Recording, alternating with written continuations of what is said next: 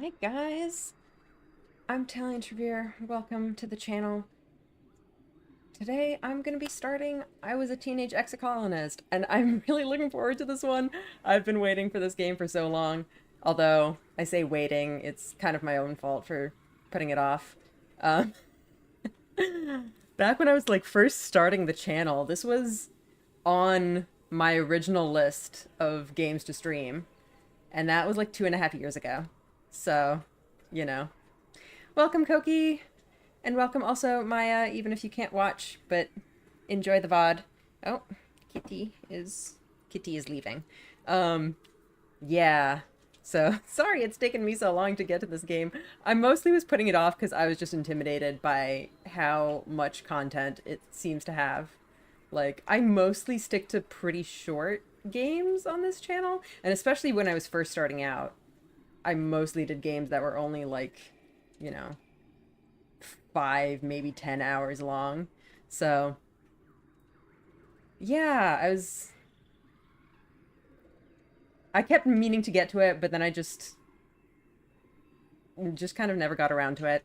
And then, like, the other thing was that Amaranthus happened, and that was supposed to be a relatively short game, which I then ended up very nearly 100%ing on stream, doing like, I think like 20 runs through it. So, it just stretched out forever, and I was afraid that the same thing was going to happen with this game. I have actually seen, I think, multiple people at this point compare this game to Amaranthus. So that's, on the one hand, very exciting, but on the other hand, very scary. Because if I get sucked into this rabbit hole the way I did with Amaranthus, I'm afraid we're never coming out. I'm just going to be playing this game 5 million times. So, when it comes to games like this that, I know are more like choice based with multiple different routes and stuff, I generally don't really promise anything at the start of the playthrough. I definitely don't promise I'm going to 100% this game, because from what I've read about it, it seems to be quite big. Um, I think I'm probably going to end up doing at least 2 playthroughs, but beyond that, we'll see. You just, cross that bridge when we get to it. Yeah. I don't know how it's going to turn out. It's all up to however I'm feeling at that point in the future. But that said, I am very much looking forward to it. A lot of people seem to be really excited about this game. A lot of people seem to like it a lot. So, yeah, let's just get started. Wake up. The game deals with mature subjects. There are content warnings and okay. I'm not especially concerned about this stuff, but for future streams, if people are interested, I might put the content warnings like in the stream description if people want to be warned about that. Although obviously I can't know what's going to come up in which specific stream, but for now I think we can get going. You wake to chaos, a confusion of light and heat and smoke.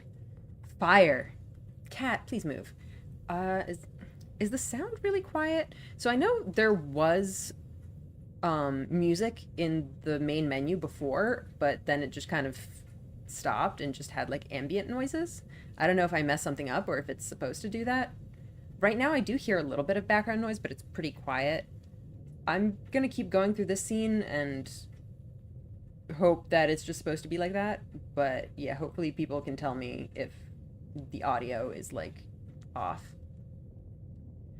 Your head is pounding.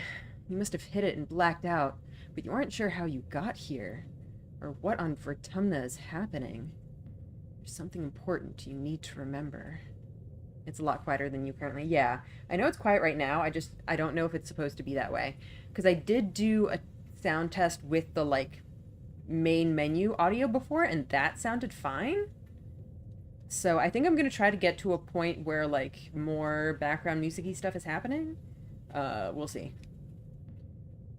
Your stomach lurches as the floor crumbles beneath your feet, then collapses. Oh boy, we're starting out strong, huh? Your body aches, and your eyes burn from the smoke. A figure appears through the flames.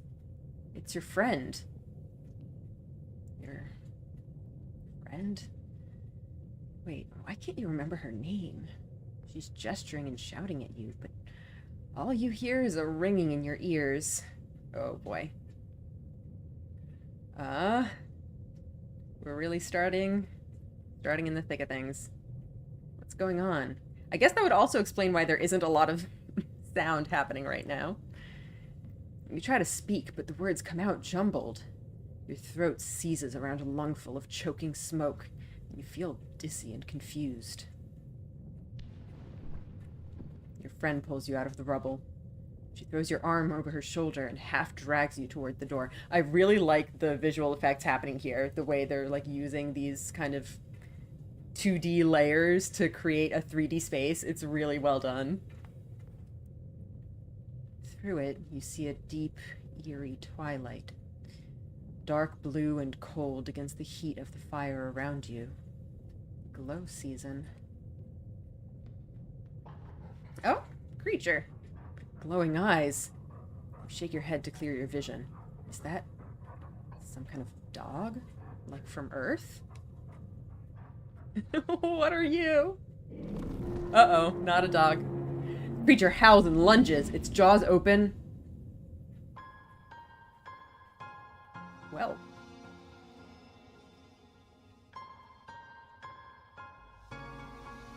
That sure was a start. I'm already so excited. So this is music volume. Is music volume okay for you guys?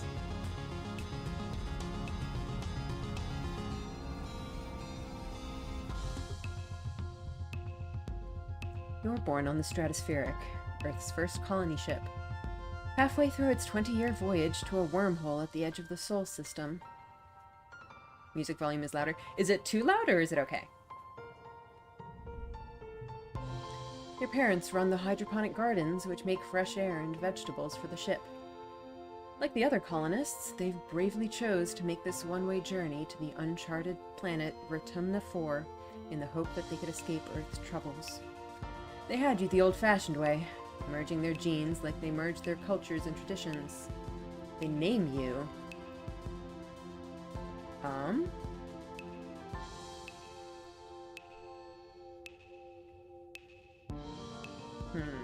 We have options. I wonder if something else lets you, like, type in your own name, but even if that's the case, I kind of want to stick with the default ones. Currently at peace with your voice. Okay, that's good to hear. Let's go with Solana, I think? Cute! Oh, gender sliders! That's so good! You're a bright-eyed child with an active imagination. Sometimes too active, your mom says. Choose pronouns and late teens appearance. These can be changed at any time. Right, how do I... Oh, here we go. Okay. I don't know.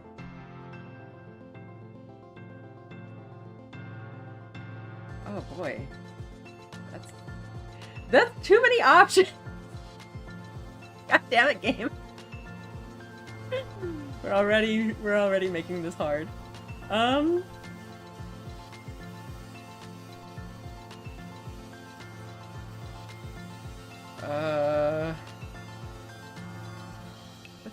Let's do she, her.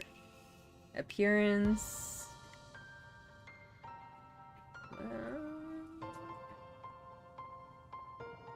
Let's go androgynous? Sure. Okay. That's fun though. Cute. You have vivid dreams of things you've never experienced. Dirt under your feet, skies overhead, endless jungles and strange animals. You wonder if this is what Rotunda will be like. Okay, so we can... I was gonna say we can choose our stats, but no, it looks like the stats are just set. And we probably just, you know, do stuff with them as we go. Every child on the stratospheric is given one genetic enhancement. By age 6, you see the first signs of yours. Ooh. Nothing at all, oh no.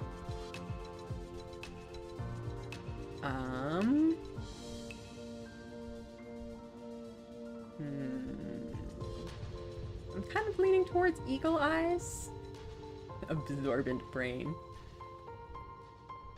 Nothing at all could definitely be interesting. I don't know if I'll go with that now, but I definitely want to try a run with that. Oh. Cat, please. You're very cute, but you're distracting me. Well, I guess we'll have plenty of opportunities to try out different options. Let's try Eagle Eyes.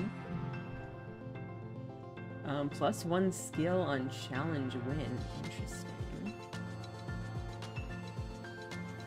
Your eyes have both eagle and owl DNA. You have superhuman long distance and night vision. Not only can you see all the way to the holoprojector from the back of the classroom, but you can read Professor Hal's private holopalm notes. Sometimes they say confidential, which is exciting, but you don't understand most of the big words. Okay. The other kids think you're a little weird, except...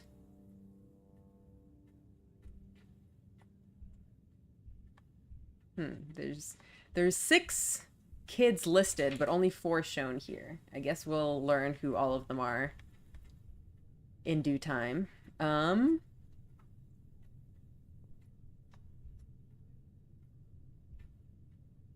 I think these are the first 4 that are shown here. And then there's 2 more. That's enough. Welcome back, Magic School Bus Kids. Man, honestly, I don't remember much about the Magic School Bus Kids. Oops. Oh, I guess we can take a look at that. Okay. Well, I mean, they all seem cute, and I want to hang out with all of them, but who's gonna be my, like, childhood friend? I do like Green Boy. He looks really cute. They all look really cute, honestly. We never got a How I DNA at my old school.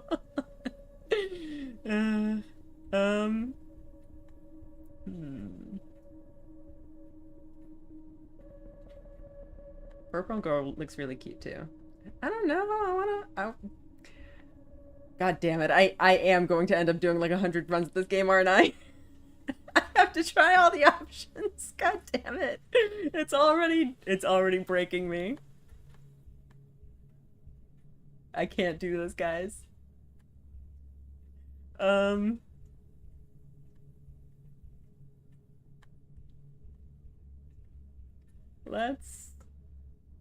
Let's go with this one. Oh, we get to preview our options. Anemone is the most enthusiastic person you know. Your favorite memory is the time she taught you how to play zero-G sports ball after class. She never means to get you into trouble, but somehow you always seem to find it together. I think I do want to go with her, but I kind of want to see just what text I get for the other ones. Cal is a sweetheart, always ready to lend a hand or play a game. He and Tammy are just as inseparable, so it's almost like you have 2 best friends instead of just 1. Cal teaches you how to take care of all the classroom plants. Your parents are very proud of both of you. Cute.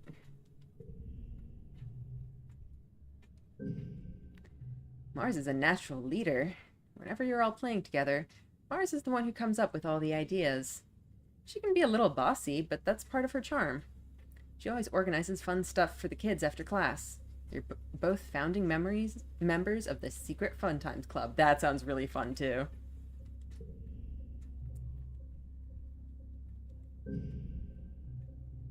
Unlike his studious twin sister Tangent. What the heck kind of name is Tangent? I'm sorry. Dis sits at the back of the classroom and doodles on his hollow palm. You bond while cracking jokes about the weird diagrams in your textbooks. His quiet nature and his morbid curiosity make him somewhat of a loner, but at least he has a friend in you.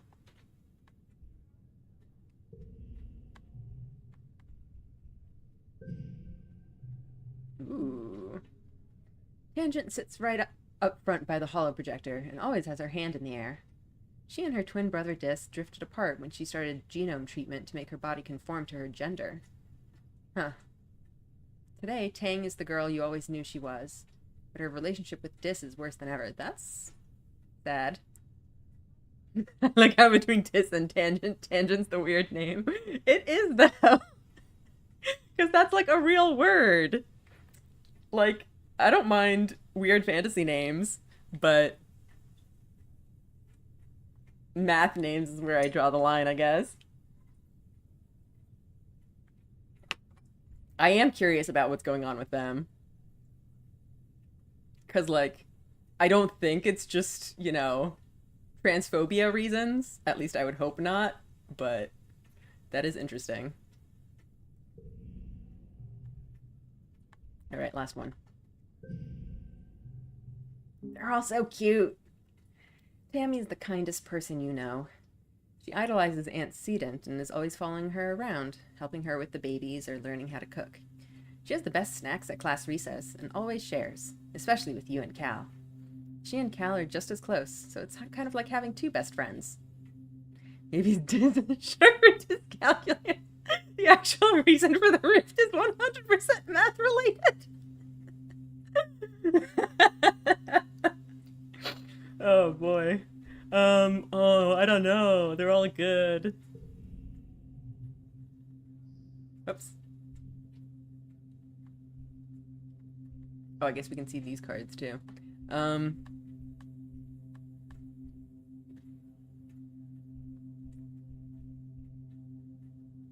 I am... This is like, yeah, Tangent, rub it in. You're good at math.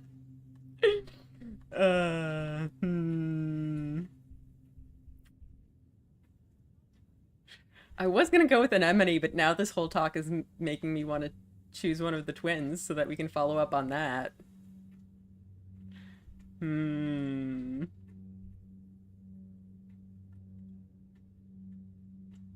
Man, they're just throwing too many choices at me right at the start. Terrible. I hate it.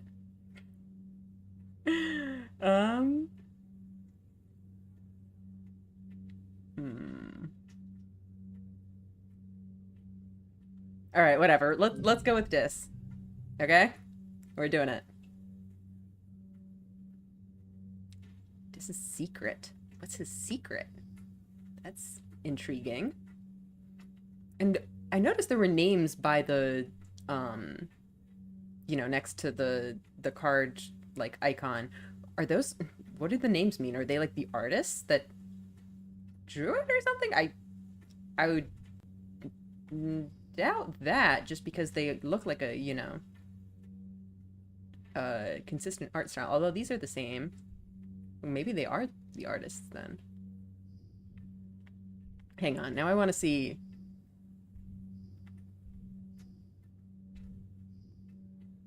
Yeah, like this one is different. Were these drawn by different artists? Okay, well. All right.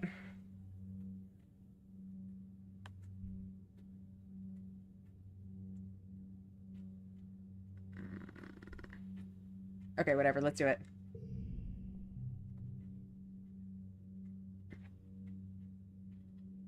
You're 10 years old when the ship finally reaches the wormhole. Professor Hal says it's like a doorway to other star systems, with the planet Vertumna 4 on the other side. You run emergency drills for months to prepare. Oops. Ah! 10 stress? Why do I have 10 stress? I guess from choosing. Okay, that's interesting. When the day finally comes, it starts with a rumble. Then things start to slide off the tables. You hurry to gather near the escape pods, just in case. Oh, I think my stress is just going up because, you know, we're going through some crazy shit. The emergency area is crowded with families. It's going to be fine, Solana, your dad soothes. We'll be through the wormhole and down on the planet before you know it, just like we practiced. Your mom gives him a sharp, worried look. Emergencies are like that, yep. Red emergency lights switch on as a siren begins to sound somewhere distant in the ship. You try to breathe slowly like you were taught, but you're very scared. You look out a porthole. The stars are gone! When you're frightened, you... So this says bravery 5 or higher, empathy 5 or greater. Find a distraction, organize it 5 or greater. So I don't know like what the numerical values of my skills are right now. Apparently I have enough for these.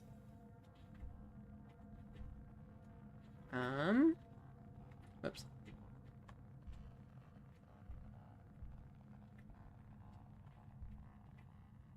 I try to be brave for others. Oh, she likes that, I guess. Sometimes you pretend to be confident, so the people around you will be less scared. You look over at your classmate Tang and realize she's doing the same thing. She gives you a hard smile. You return it and focus on your breathing. Or keep focusing on your breathing. Tough face. You wait. The shaking builds. And everything starts to get very weird. Always stretches. Stretches. And you're stretching too, your arms impossibly long. Your head feels like it's slowly filling up like a balloon and contracting down to the size of an atom at the same time. Is this the wormhole? Once again, I love the visual effects here of them like making it look like a 3D hallway with actual depth. That's really well done.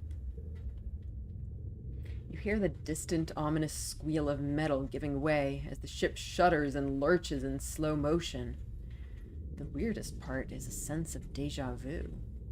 You're sure this has happened to you before, and you know, somehow, that everything is going to be okay. The shuddering reaches a crescendo. You hear an impossibly loud crunch and feel weightless for a few seconds, before gravity slams you back against the wall, head first. You black out. As you slip unconscious, you feel yourself twisted out of time. It's today, yesterday, and tomorrow all at once. And more than just one tomorrow. Lots of them. Different tomorrows. You find yourself in a place that you know from your dreams. Tilled fields, dramatic ridges, and a stranger, but also not a stranger, grinning as she grabs your hand. "Hurry up," she says. "I'm not going to let you miss this."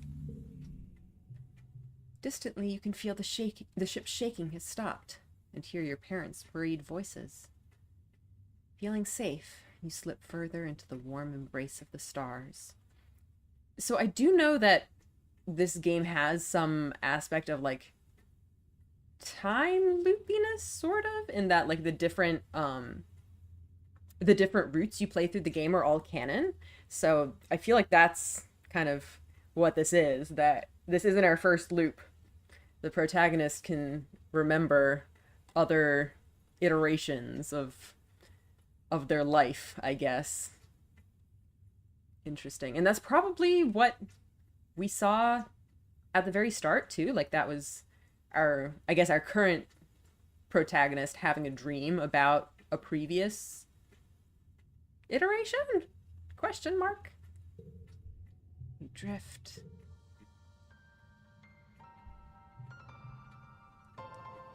Gradually, your consciousness reforms.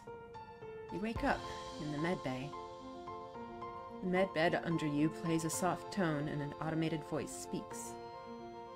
2 weeks have elapsed. The patient's cranial injury has completed healing. They may now be safely discharged. This place looks so cozy. Look at that. As the fog lifts from your head, you realize something seems different about this room. It's so bright. Try to focus on the window. Something is definitely different.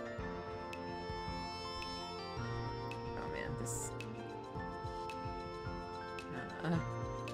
Sunlight.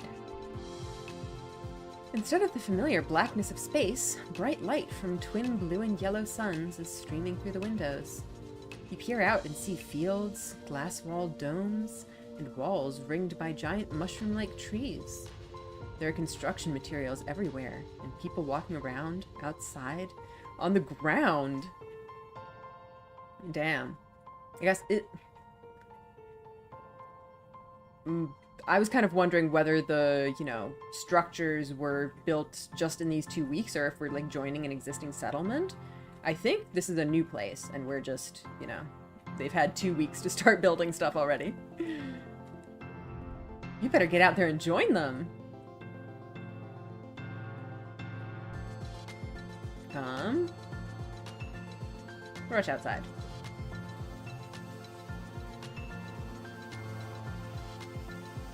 Here we are. So cute. Oh my god, this is so cute. Shadow Colony. Oh! Tammy jumps as you step out of the ship's quarters behind her. You're awake! Are you all better? You better go see your dad. She points southeast towards some geodesic domes. I wonder if all the dialogue in this game is going to be like that. It's kind of like, you know, like written as part of the narration rather than in like character dialogue things. To walk, use the left analog stick or D-pad. Talk to a character, press the A button, or tap the touch. Okay, cool. Hello. Tammy looks concerned. You slept for so long after you bumped your head, she says.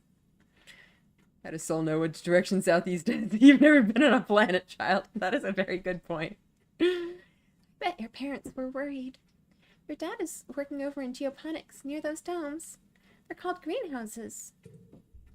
I would go with you, but, well, this is as far as I've been from the ship since we landed. Tammy stammers, blushing. It's scary outside. You can go back inside. The living quarters. The ship's quarters are where everyone sleeps, eats, and hangs out. The private bedrooms are small. You share one with your parents. So colonists spend most of their time in the big common area. There's a lounge and a cafeteria, and a creche where all the little kids and babies are raised communally. Cute! Man, I just love the whole vibe of this game. Everything just so far just looks so cozy. So cozy. Ultimate cozy. Of course, I can't just go directly to the southeast. Engineering. A low throbbing noise comes from the engine room, which provides power to the colony. Other corridors lead off to the teaching labs and med bay. You know the route to your classroom well. The rest of this wing is off limits to children. Congruence, the ship's onboard AI, beams down at you from a nearby holoscreen. Don't forget to study hard, Solana.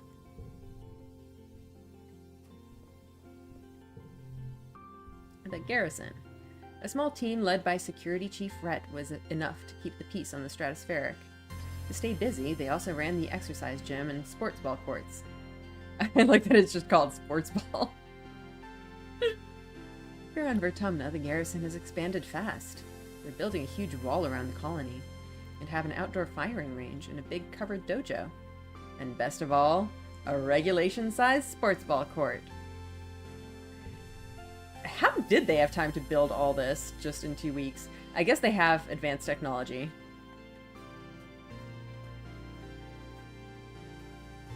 What's up here?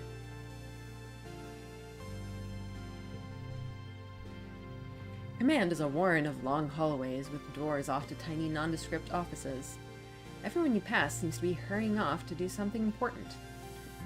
The end of one hallway opens into the supply depot, which works as both requisitions office and general store. Beyond it are cavernous warehouses stacked high with supplies from Earth, now being gradually unpacked and distributed. Alright, view the notice board. Colony food shortfall. Minus 100%. Low. Colony security rating, evaluating. Upcoming event. We will be hosting our first annual Vertumnalia Festival during the second month of Dust. Chief Administrator Seek. Notice, take precautions outside the colony boundaries. Xenofauna have been sighted in the area. Survey teams are investigating. Chief Surveyor Tonin. Okay. Current Council and Administration. Governor Utica Command. Okay, well, we're gonna find out about these people, probably. There definitely are some unusual names here, at least by our standards. Alright, off we go. Is it time to go to the southeast? That looks like Dad. Hello, Dad. Solana! Your dad gives you a big warm hug. I'm so happy you're finally awake. Dr. Instance thought it'd be best to keep you asleep while your noggin healed. Your mother and I thought you might sleep away the whole year, my snoozy little gooseberry. He checks your head and looks relieved. He was clearly very worried about you, but covers it with jokes and smiles. Aw, cute. Yeah, antecedent and melatonin are very fun. Aw, you love your dad. I don't think we've gotten old enough for the embarrassing phase yet. Welcome to Vertumna, he says, gesturing around you. You've never seen the stratospheric from the outside, except in pictures. The ship has been separated in two, and parts taken off to form other buildings and a big wall around the whole colony. The alien jungle creeps right up to the wall. Only the geodesic greenhouses pass outside it, dotting their way up the hill. How did you do this so fast? You've been asleep for weeks, my dear aubergine, he says. These geodesic greenhouses practically put themselves up. But some of this is only a quick, temporary solution, he admits. We'll keep growing and improving things. One day, our little colony will be as big as a whole city. Oh, before I forget, he pulls a package out from his satchel and hands it to you. You blink and stare at it blankly.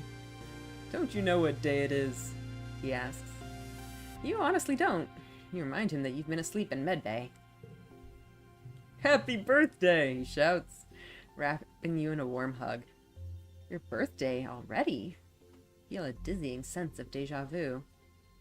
You stare at the wrapped package. You know exactly what's in there. You remember it. No, you dreamed about this package some years ago on the ship. Inside will be a small medallion in the shape of a sun that your dad made by hand. Huh, this implies that don't open the package means you never open the package, and you don't get this.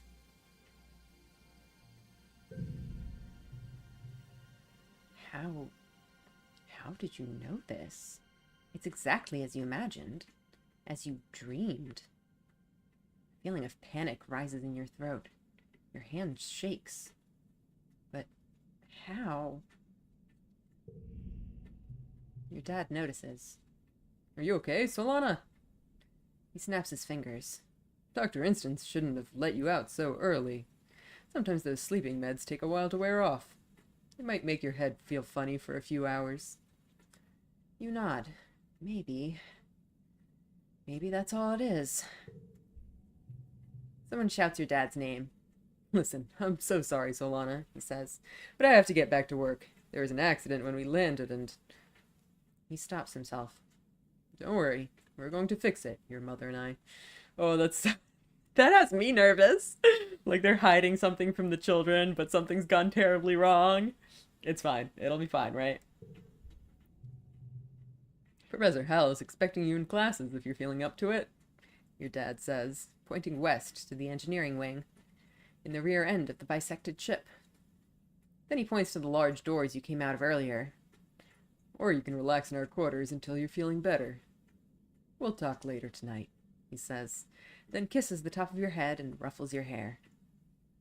Have a wonderful birthday, Solana. I love you. How sappy are we gonna be?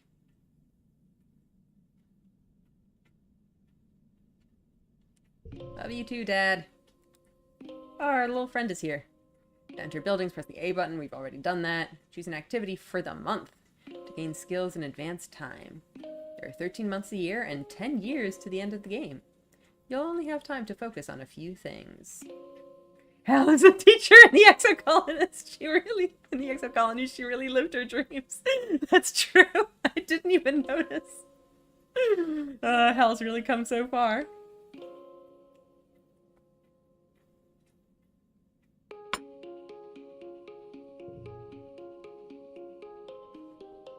Hello, friend. Yusita is sitting on the ground beside some bushes.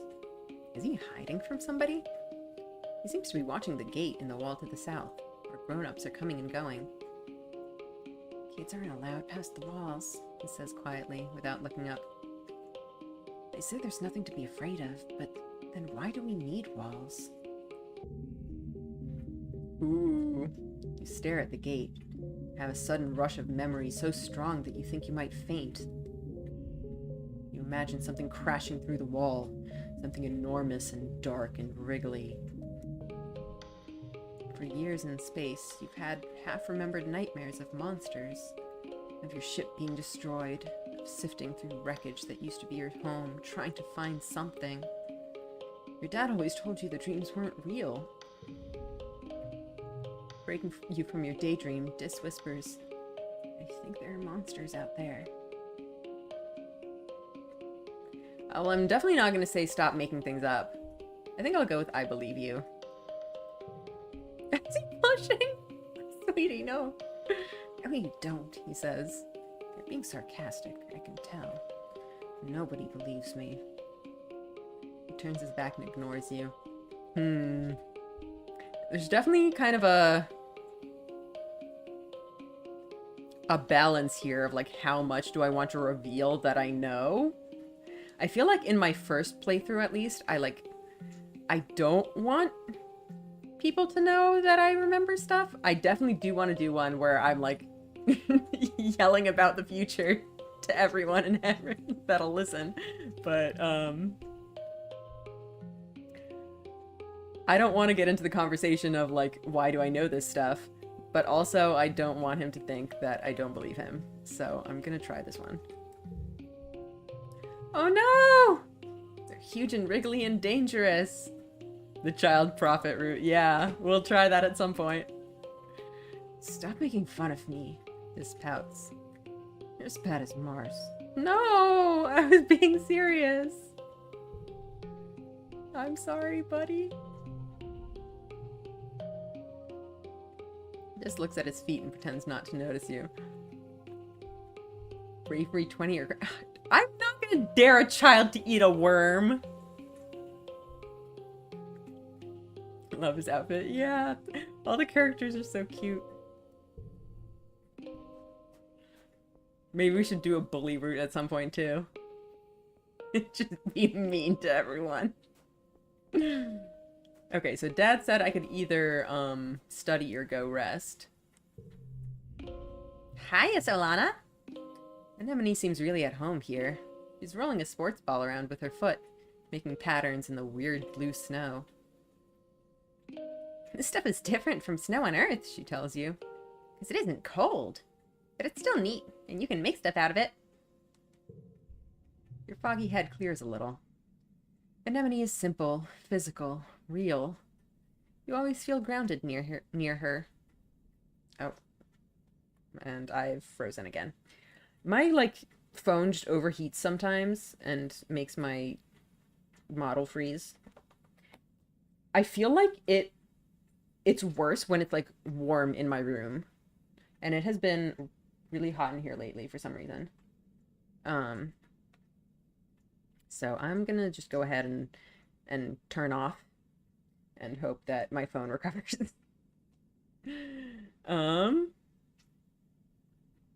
What are you making? Just snow spirals, she says. But earlier me and Cal made a big snow pal. You missed it while you were sleeping in medbay. She smiles her broad, gap-toothed smile at you. Now that you're awake, we can play. Do I want to see all of these? I feel like why aren't you in school is so accusatory, although it is kind of a fair question. Aren't you supposed to be in school, child? Have you seen any monsters? Nope, just some little bugs. The grown-ups would say if there were monsters, right? She shrugs and smiles reassuringly. Even if there were monsters, Chief Rhett would beat them all up, so don't worry. My mom says we're safer here than we were in space. You both look over at the wreckage of the Stratospheric, the spaceship where you were born. Anemone's mom, antecedent, is... Oh, is that... Is that because she's antecedent? That's funny. It's probably right about that. Look what the wormhole did to your ship. I don't think that was the wormhole. I think that was probably crash landing on the planet. Why aren't you in school? She smacks her forehead. School! I wondered where everybody was. Guess I'm gonna be late for humanities class. She doesn't look very worried to you. It's okay, she says. Professor Hal is chill. You won't mind. But we should probably go now. She grins and starts running towards engineering. Hey, race you! No fair, she's getting a head start. Okay, well I definitely want to join her at the school, but also I have to look around and make sure there isn't anyone else to interact with. Oh yeah, we haven't been in here. The greenhouses have different biomes inside, growing plants from Earth that might belong in a desert, jungle, or temperate forest. Some are so delicate you have to spray off any germs in an airlock before you can enter. The seasonal garden outside is dotted with blue nobodies. Little flowers with what look like wriggling creatures stuck inside each one. A sign explains that it's the decoy, meant to attract some kind of flying predator to come pollinate the flower.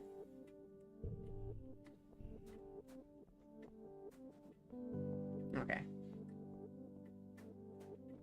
Wait, what was up here again? I don't remember. Oh yeah, this was the, like, supply place. Alright, well... Okay. We have to try talking to her again. I don't want to go to school, Anemone pouts. But I guess we have to. You know how to get there, right? Through the door in the engineering wing behind me. You know, the big thing with rockets on top. She laughs. I was confused too at first. I'd never seen the ship from the outside before. So I'm guessing our stats are going to carry over across playthroughs, so we're going to have higher stats.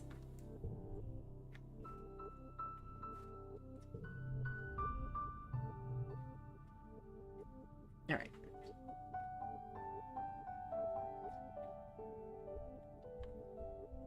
So I think our options were to study or to go home and rest. I think... Hang on, I want to read that first. +1 friendship with Tammy, -100 stress. I think we're okay on stress. Forget 1 memory, optional. That's kind of funny. No, let's go study. Okay. Biology, reasoning, friendship with Tangent. We did want to see what the heck was up with Tangent and Dis. +15 stress. Creativity and persuasion.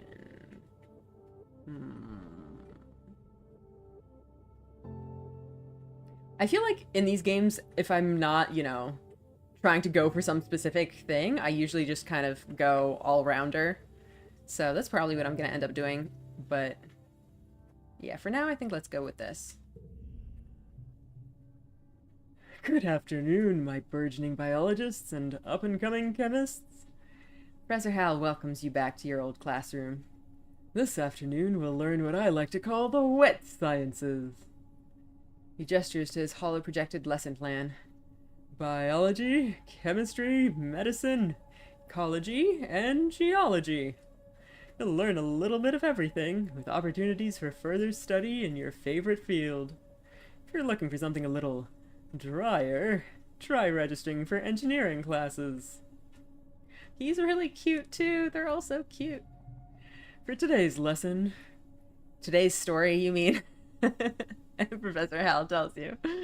We'll start with a fun group project. They'll be studying the mush tree, a prominent natural resource native to Vertumna. In the ideal conditions, it can grow at a speed of over 1 meter a day and have a diameter of up to 30 centimeters. He stands up on his tiptoes and gestures to illustrate. Your team will experiment to find those ideal conditions. You're teamed up with Tang and Cal and are given a mush tree spore and a bucket to grow it in. The rest is up to you. Tang looks up surveyor's notes on the HoloNet. Mush trees, she reads, are most abundant south of the colony in the stormy, most moist regions of the subaqueous swamp. What if we use water instead of soil? Cal suggests, like they do with hydroponics. Tang nods. If they like wet weather, that might work. Solana, do you have any suggestions? This is, I think, another thing where we're going to find out more about this plant as we go through the game, and we're going to, like, learn what the right answers are. All of the above.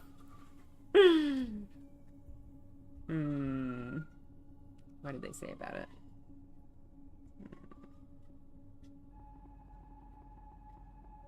Like, stormy, moist regions.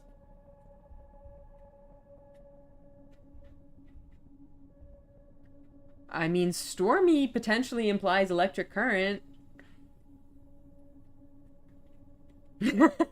Professor Hal, I think geology is in fact super dry. If the rocks are wet, that's called lava. That's a good point. Let's go electric current.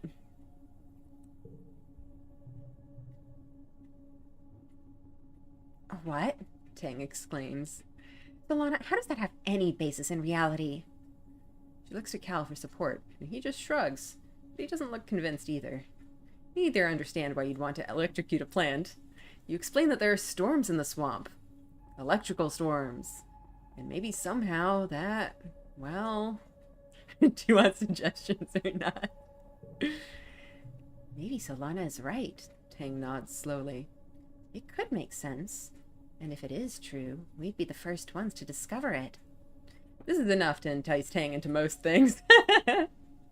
It's called brainstorming for a reason. Yeah. You attach a small battery to run a weak current through your bucket of water and drop the spore in. By the next morning, your spore is the only one already growing. By the end of the day, it's already 1/2 meter tall. And the day after that, it's so huge it hits the ceiling and you have to move it outside. Oh my goodness. Your tree outpaces all the others by a long shot. At the end of the week, Tang proudly displays an edit to the surveyor's HoloNet notes. Shows rapid growth when stimulated with a mild electric current, as discovered by our junior botanist. That's so cute!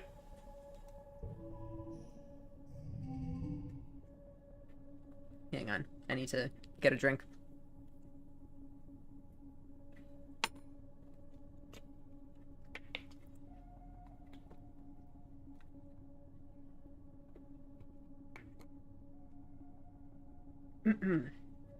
When you work or go to class, you'll play a quick card challenge as the month passes. Move cards to fill the 5 panes and make the best hand you can. Yes, order matters. If your total in the circle on the right reaches the goal value, you win. Depending on your cards, some challenges can't be won, but you still get a reward for doing your best. Why is there a give up option then?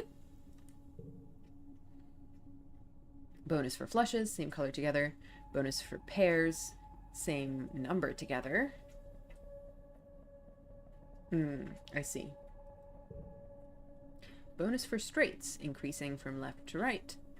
The more cards in a flush, pair, or straight, the higher the bonus added to your total. Cards can also affect each other and can be rearranged to find the best total score. Okay, cool. Okay, so we have two of the two... So I wonder if they can, like, overlap. Like, you have a pair of...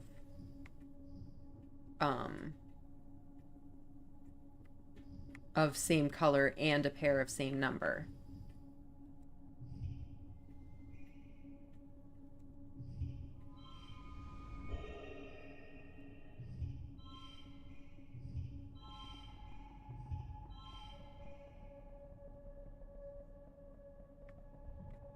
That's +1 to all challenges. And then this is just the tutorial. Okay. I think we did quite well. And yeah, they can overlap.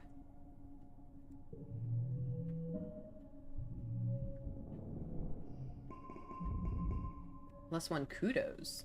Skills increase when you work or go to school, with extra skills if you win the challenge, and a kudos bonus if you make the highest scoring hand with your cards. Nice. Working also increases stress, which prevents you from working if it reaches 100. To relieve stress, take a month off to relax in the quarters wing. Okay. Your parents have been working from first dawn to well after dinner every day. You know growing food is an important job, and it's vital to get crops in the ground right away, but there seems to be something more than that.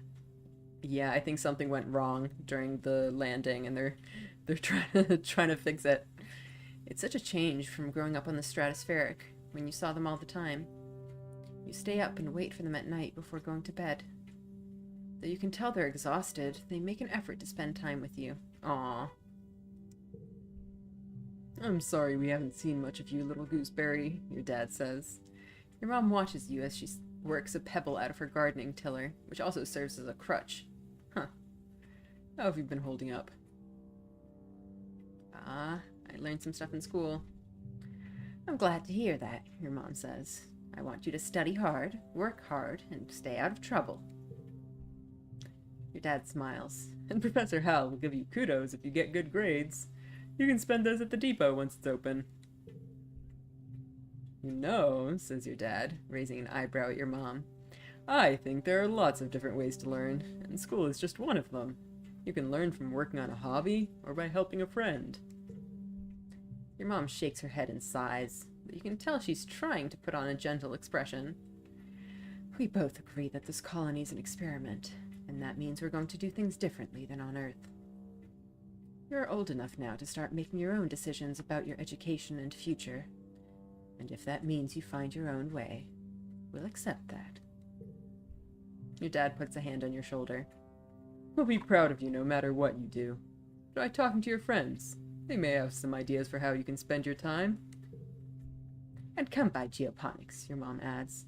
We could use your help. Okay. New activity unlocked.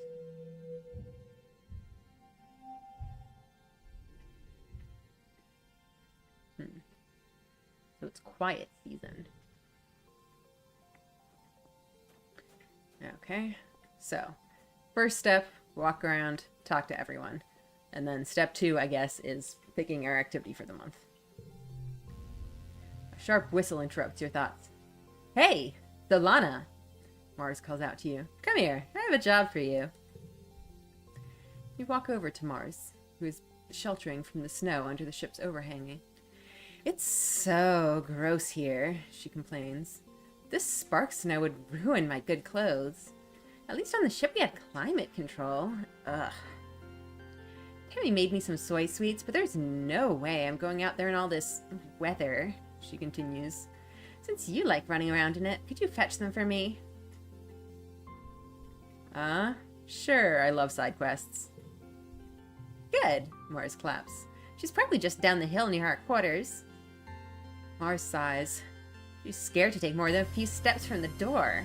All she wants to do is hide inside and make sweets. Oh boy. Mars puts out her hand expectantly. Give it here. I don't have them yet.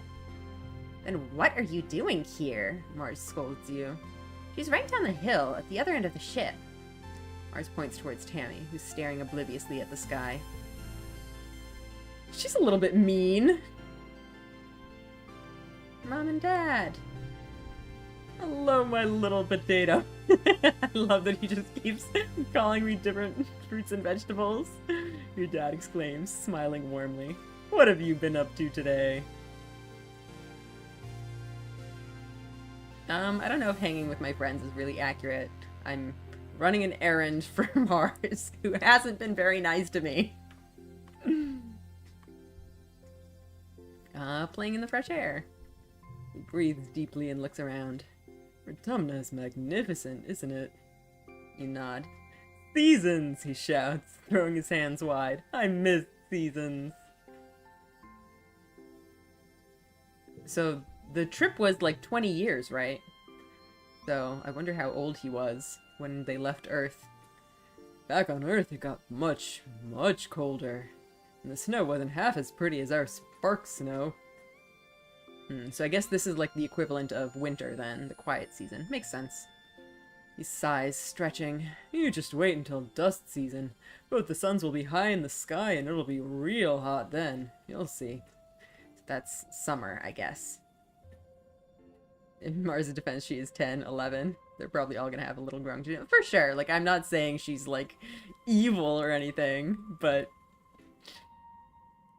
it's fun having a little bit of, you know, tension between our little friends here. You find your mom hard at work setting up the greenhouses with a small construction crew. You've seen these plans pinned to the wall of your family's quarters for years now. These geodesic domes will house the more delicate plants from Earth. Spinach, tomatoes, maybe even fruit. She takes a swig from her canteen as you approach. Looking for something to do? She asks. Remember, Solana, you're responsible for your own schedule now that we've landed. You can decide how to spend your time, so long as it's productive. I'm 10!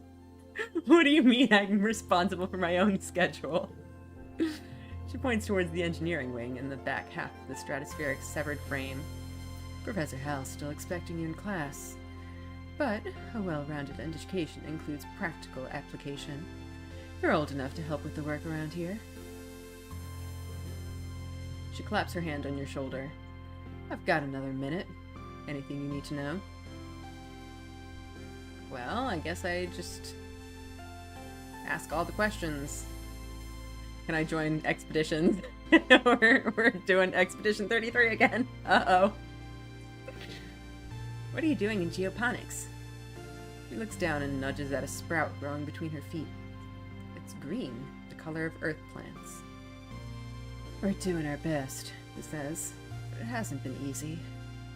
I just hope the potatoes and corn can handle the weather here, she says, glancing up at the sky. I hear it rains like hell in the wet season. Takes a long look at you, up and down. You're growing fast, Solana, but you're still too young for real farming. Instead, well, there's a lot of soil that needs to be hauled. Seeing your disappointment, she nudges you on the shoulder. Don't pout. It'll help build those muscles. We'll need them now that we're out in the real world, doing real work. Out here, we have to rely on our physical strength. She flexes her biceps. Your mom is really strong. What's happening in engineering? Hal's teaching classes on life science, engineering, and humanities. If you pass all your tests, maybe he'll let you work there in a few years. Your whole 10 years old kid, time to get swole. Yep. Your father thinks you're old enough that school is optional. I don't agree, but I'll be honest with you, she says, gesturing to the fields. We do need every pair of hands we can get. If you want to work with me here in geoponics, I'd suggest studying life science. If you don't have a good grasp of biology and ecology, I'm going to stick you on shovel duty. Alright, what can I do in the quarters? If you need a break, she advises, you can visit the lounge and see your friends. But, she warns, raising a finger, I don't want to see you lounging around all the time. You need to work hard, too. What's the garrison? Security Chief Rhett is organizing a sports ball team. You used to play, didn't you, back on the ship? It'll be different here with the planet's gravity. Of all the adults in the colony, Rhett and your mom are the most like soldiers you'd see on a holovid. For a moment, you think your mom's going to suggest something else. Then she shakes her head. You're too young for defense training, so don't worry about that yet. Just enjoy yourself and stay out of trouble. Alright, what's going on in command? I think Seek said they need someone to deliver supplies from the depot. They're also setting up a shop there, if you've got some kudos to spend. And of course, that's where Governor Udicott works. But you shouldn't bother her. She's a busy woman, and she doesn't have your mother's patience with kids. You try not to giggle. Your mom isn't usually known for her patience.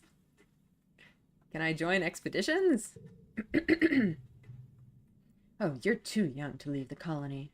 It's dangerous. She shakes her head. Your father would be worried. There's so much we still don't know about the world out there. Let the adults find out. Then maybe you can join them in a few years, when you're older. She gives you a stern look. She isn't going to budge on this one. For now, stay inside the walls. I do wonder, since we did kind of mention that she uses a crutch, if, like, she used to be more, like, on the defense side of, like, some kind of soldier or something, but then she went into, farming because she got injured or something. Alright, well, bye, Mom. What's our little buddy doing? Just looks at his feet and pretends not to notice you. Why are we daring him to eat a worm?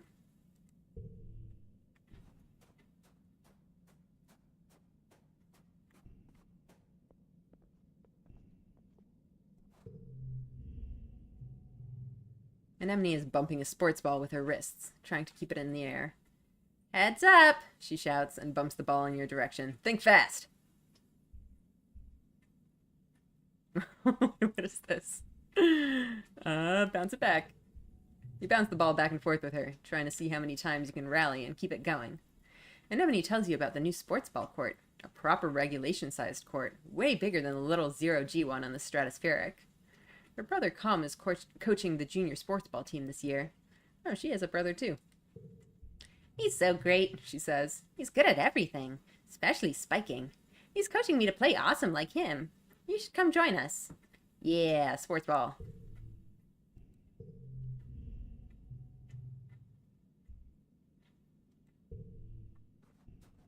Alright, Tammy time. Tammy is staring obliviously at the sky, smiling to herself. She startles as you approach. Oh, hello, Solana, she says, putting her hand to her chest. Do you need something? I'm here for Mars's soy sweets. Tammy smiles at you. Oh, it's so nice of you to help out Mars. She's a very important person, you know. She hands you a box wrapped in a pink and yellow scarf. 1 order of mango soy sweets, made fresh this morning, she says. Please tell Mars that she can have the scarf back, okay? She used some of her kudos to nanoprint it for me because it's so dusty here, but I think I'm getting used to it now. Tammy smiles again and tucks her hair behind her big elven ears. She does have elven ears. Is that normal around here? Mars is so cool, she says fondly. Sometimes she's kind of bossy, but I know she really cares, too. Alright. You see Tammy sitting quietly near the entrance to the lounge. You've known her for, well, your whole entire life. Back on the ship, you...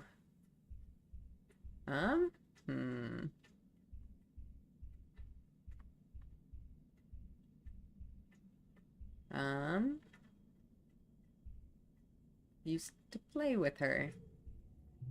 Tammy had the best doll collection. After her mom died, her dad used all his nanoprinter creds to print her a different doll every month for a whole year. Her ears perk up when she sees you. Oh, hello, Solana, she says. Her voice is soft and dreamy, like a beam of starlight. Do you want to play dolls?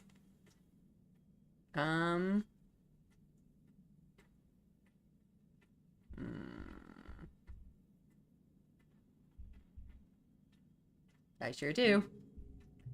You don't think Tammy will ever be too old to play with dolls. If anything, she has even more of them now. Takes you to her quarters and brings out the entire Spacey Stacy doll collection. A disturbingly realistic baby with real bowel movements. And 2 super fancy posable dolls named Lily and Tilly who can be programmed to move on their own. Tammy isn't very good at the programming, so Lily and Tilly just roll around awkwardly when you turn them on. You cover quickly by saying they must be breakdancing at a club. The 2 of you spend the afternoon making up stories of their rise to stardom as professional dancers. That's so cute. Adorable. Tammy's dad is the head of expeditions, which means he's out surveying the jungle every day. This morning you see her crying at the doorway as he leaves. I don't like when he goes out there, she sniffs after he is gone. But he is so brave. And so are you. That's why I like you, Solana. Okay. Delivery. I ate them all.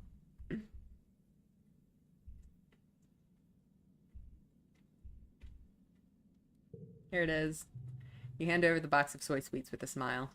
Mars takes it and giggles. You're such a good sidekick, doing everything I say. She opens the box and hands you a soy sweet. Your tip, she tells you. Oh, an administrator seeks, looking for someone to do delivery jobs for the depot, she says. I don't want to do it, 'cause, like, you, running around out there? No. Just go through here, she says, gesturing to the door behind her, and tell them I referred you. I'm bored. This is boring, Mars complains, stamping her foot. All the adults want to do is work, and they're not paying attention to me.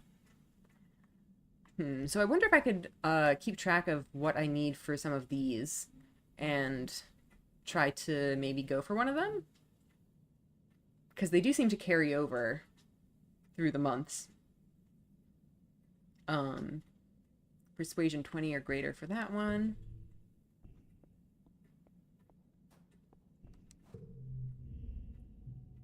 Random act of kindness, that would be cute. Needs empathy.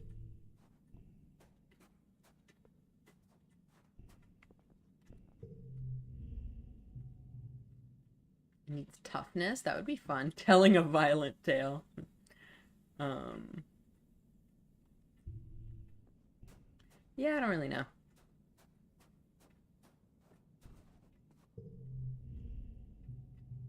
Bravery. I don't want to dare him to eat the worm, though.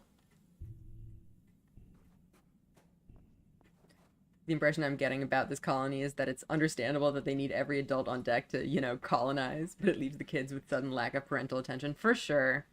Yeah, it's a difficult situation. Alright, so I don't think we need to rest.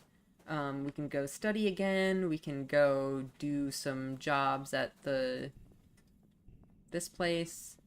And we can go work at the greenhouses, which has got to be jarring after a lifetime of the probably much smoother ship life. For sure.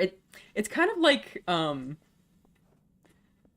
COVID times when everyone was like on lockdown and like, you know, kind of forced together.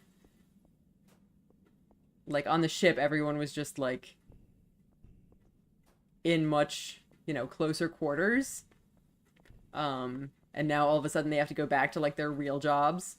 And these kids that were like born in that situation are kind of like when people get dogs during COVID who like don't know how to be without their humans while they're away at work. That's what this feels like to me, you know? I kind of want to go here this month. Shovel dirt. Friendship with Cal. I want to hang out with Cal. They literally lack the context for this kind of situation, but they also can't leave it. Exactly. Yeah, it's just a really, really strange situation for everyone to be in. Like, they don't know how to do this. Let's go see what's up at this place, too. Just take a peek. Oh. We need extra stats for this.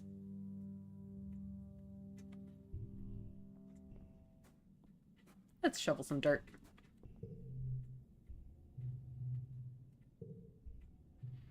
Your first day in the glorious world of agricultural soil conveyance. Oh boy. Good morning, Solana. It looks like you're working for your old lady. I hope you don't expect me to go easy on you just because you're my daughter. She walks you around the geoponics wing and points out where everything is. Your job is to move sod, compost, plants, garden waste, and equipment from one place to the other. Get comfortable with this, she says, pushing a squeaky old-fashioned wheelbarrow towards you. Now, any questions before you start moving that dirt? So I think this might be like the class one, where you get a bonus for answering correctly. Or I don't know if you get like bonus stats or anything, but it might get me like bonus relationship with mom or something. I think she probably just wants me to go for it.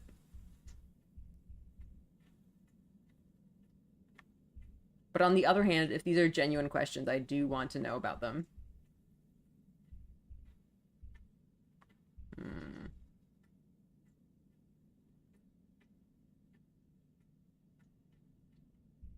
I don't want to disappoint Mom.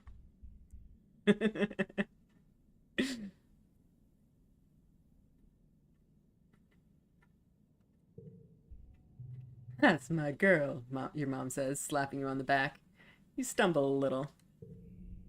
Your arms start to ache after the first half hour of work, but you keep going. By the end of the month, you feel utterly drained and exhausted. And good somehow. You can feel your muscles growing already. Alright, so we have this one. This doesn't match anything.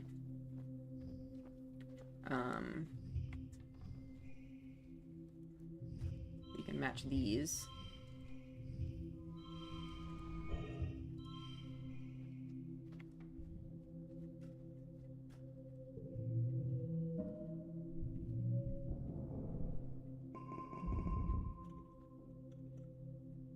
Alright.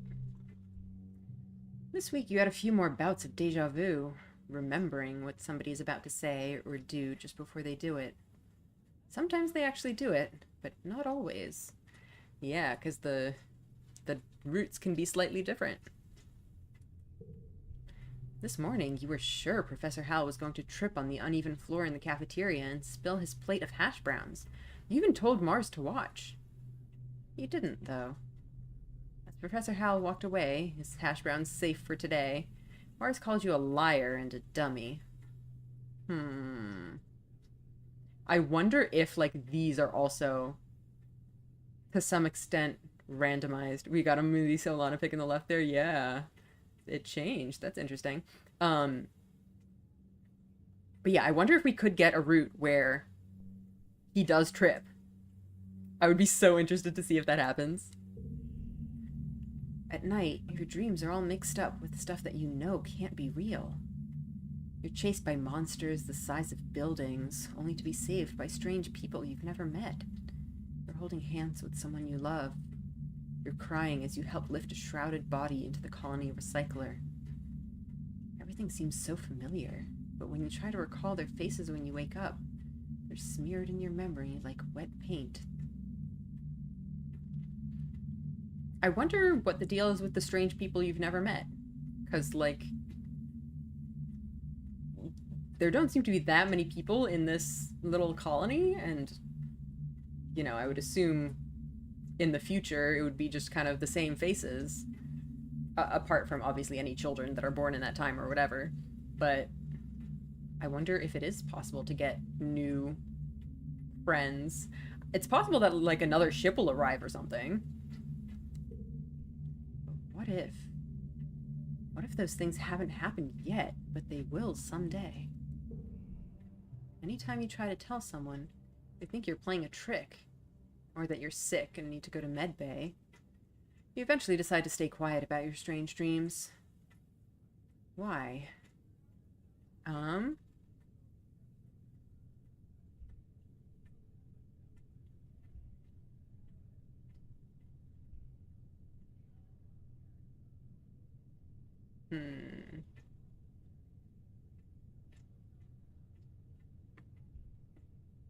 Because you don't want people to worry kind of goes together with our decision earlier to put on a brave face. Let's commit. Your parents have so much on their minds already. You have a feeling that something is happening at Geoponics that they don't want you to know. You don't understand it, but when they come home at night, they look really sad. You don't want to make that worse. If you just keep going to classes and staying out of trouble, it'll be easier for everyone. Yourself included.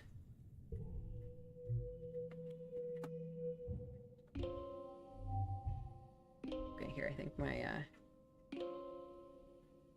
Am I back? Okay, we're back. Late quiet. Hello! Cal is riding around the Geoponics garden on his hoverboard. The board comes to a sudden, shuddering stop on the rocky ground in front of you. Cal falls off, but catches his balance before he eats dirt. Hi, Solana. Real ground is way harder to hover on than ship floors. There are bumps everywhere.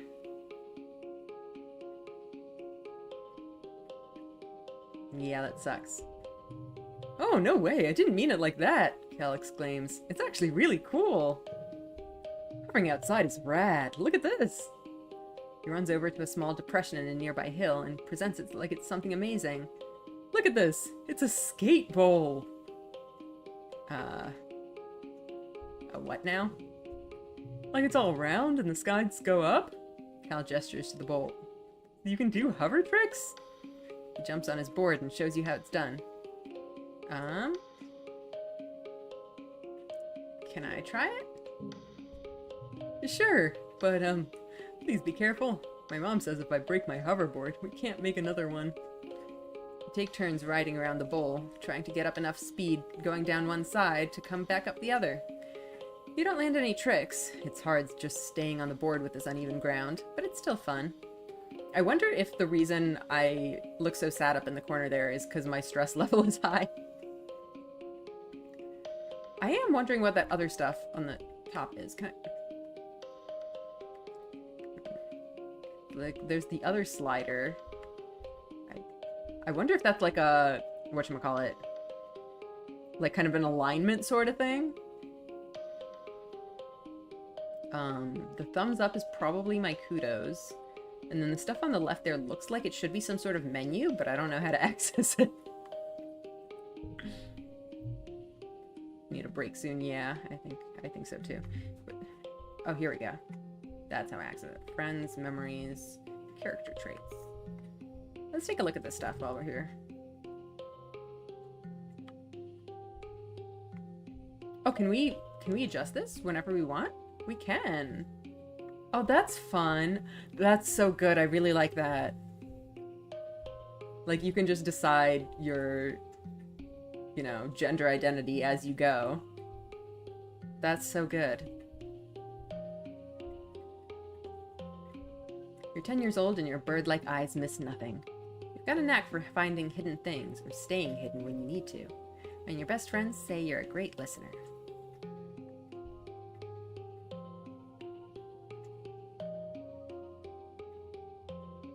Oh, our parents are Lulu and Geranium. Cute. Okay. Memories. Oh, these are our cards. Keep adding to your deck as you age and can forget cards by spending time relaxing. You have a limited number of gear slots based on your organization and other skills. Collect gear to equip or unequip it. Collectibles that you find while exploring may be given as gifts to friends or used during challenges for one-use bonuses. Ooh, interesting. I wonder if I need to be more thorough about exploring that, or, well, it depends what they mean by exploring. Like, is it just out and about in the world, or are there, like, ways to get stuff? Oh yeah, look for items on the ground while exploring. Okay.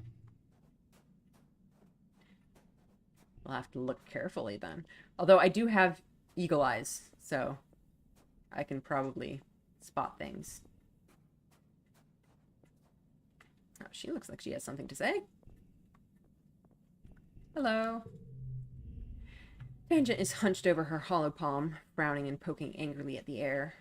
She speaks without looking up at you. Professor Hal wants us to prep a list of native flora with pictures. There should be a catalog on the colony HoloNet, but I can't find it anywhere.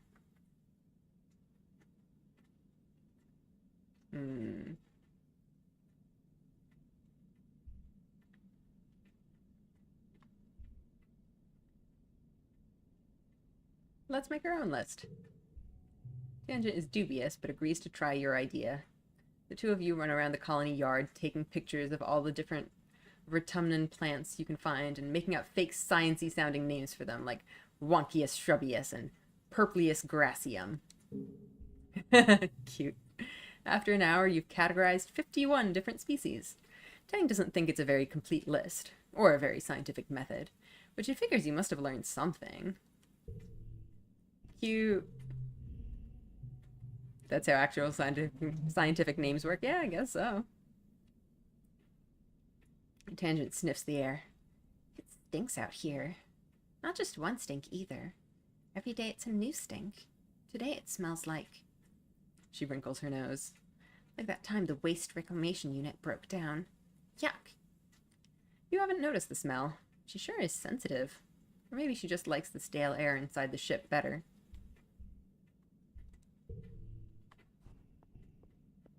Alright, so I think these are probably just going to be the same. Wait, is that? This is different dialogue, though. Anemone is running around the sports ball court, touching her hand to the ground at each corner. 18, she counts. 19! When she reaches 20, she collapses into the grass and checks her hollow palm. I'm training, she explains. My big bro Com says I have to get my legs climatized to the planet if I'm going to be team captain like him. Alright. This is hanging out near the south gates, his hands in his pockets, idly staring at the ground and digging the toes of his boots into the dirt. He nods at you but doesn't say anything. Well.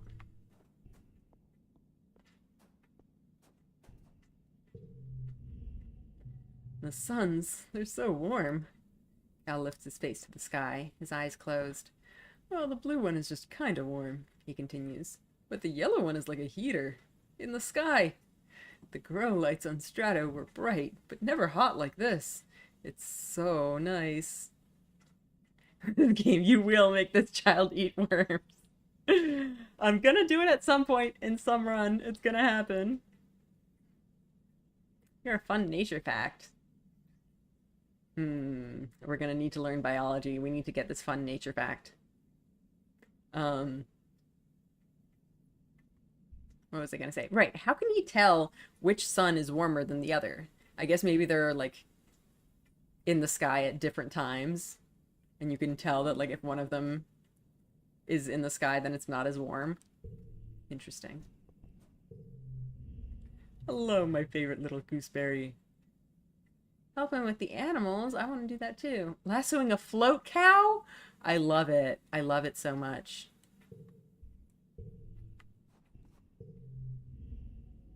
Your mom is hard at work breaking ground for the new fields. As the colony's chief cultivator, she's been preparing for this year as long as you can remember. Hey, Solana, she says, leaning hard on her tiller and mopping her brow. Do you need me for something? If you're not going to class, I can always put you to work. Huh. Interesting that these are still here. I'm guessing they're just the same responses, but maybe these will change as time goes on.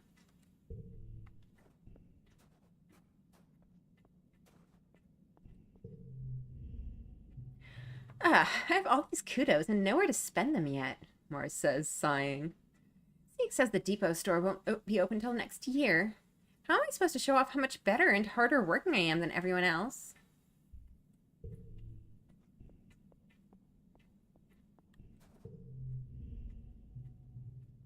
Okay. That's the same as before. I guess let's go rest.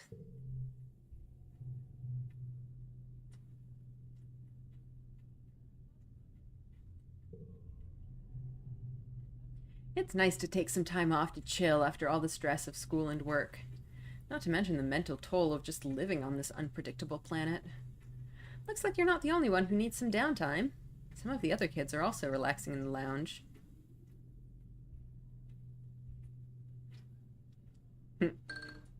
I saw that on one of the other ones too. I think Tangent had this as a reward, so we can get it other ways. Water break.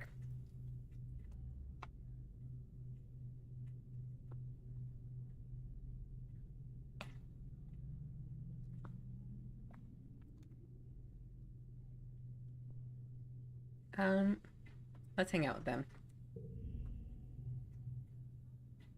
Okay, but you do stink, you hear Mars defend herself. It's not my fault that you can't tell. Maybe your nose stopped working, but the rest of us can smell it and... Oh my god.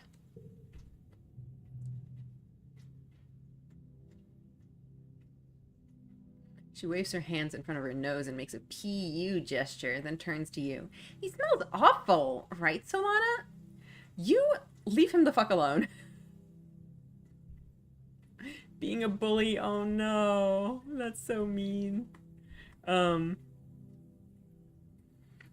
to an extent, I understand that, like, you would want to inform someone that they smell so that they you know about it, but like you do that in a discreet way and not like you stink.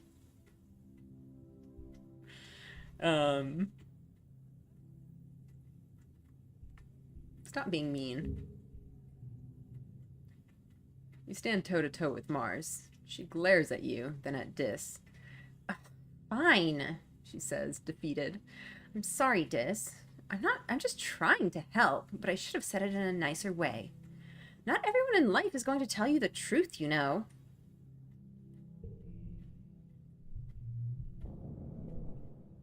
I want to forget.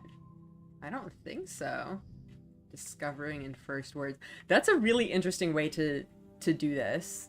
That, like, your early childhood memories give you, like, less value, I guess. And as you grow up and get more, you gradually give up those cards. That's so cool. I really like that. I think at some point we're gonna like hit a limit of the number of cards we can have, and we'll have to start throwing stuff away. But I think for now we can keep everything.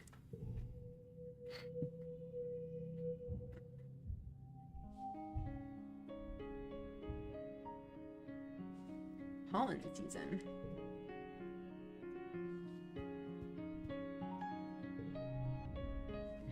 I'm sorry, I can't talk right now, Tangent says, brushing you off. I'm working on my science fair project. I'm going to show them off during the I'm so bad at saying the name of this thing. Vertumnalia Festival, which will be held in Dust. I have very little time. Please leave me alone. Okay.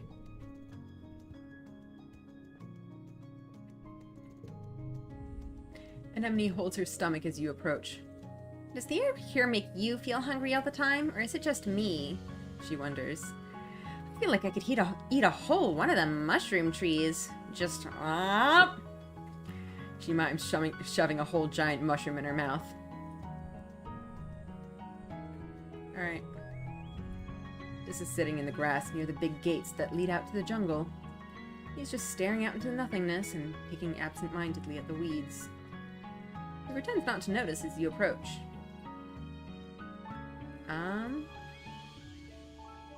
I think he doesn't want me to bother him. I'll just sit down with him. He shifts uncomfortably as you sit, but doesn't say anything. You both just hang out, saying and doing nothing. You stare out at the big gates. The grass in the colony is trimmed short by garden bots, but out there it's wild and as high as your waist. Head Surveyor Tonin is prepping his equipment for an outing. He's bringing a lot. Maybe he's going to stay out overnight. You're starting to wonder if Dis will ever acknowledge you when he says, I've gotta go. As he starts down the hill, he pauses and says, this is a good spot. I'll probably come back here tomorrow. Aww. Cute.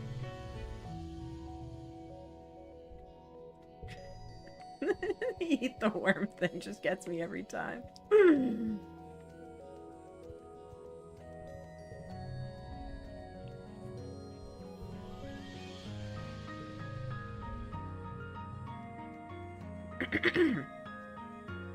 Cal is crouched beside a big puddle, staring into his reflection.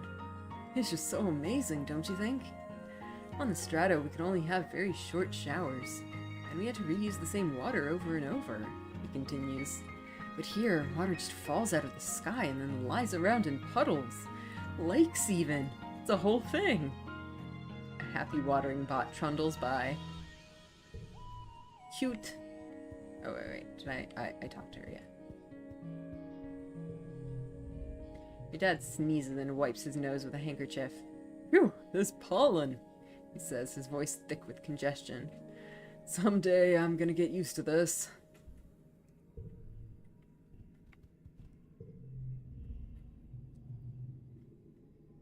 Alright, she doesn't have anything else.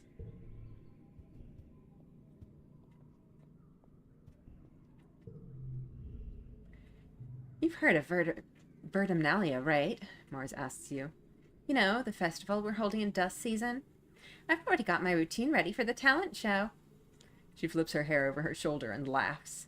If you have a hope of competing against me, you're going to need to get creative. Alright, is that everyone to talk to? I think that might be everyone. What do we want to do? I kind of want to go back to school. Oh! Hefty red Xeno egg. This place doesn't have anything for me to do right now, right? Yeah. I guess we'll go back to school. Oh, wait, there was also sports ball, right?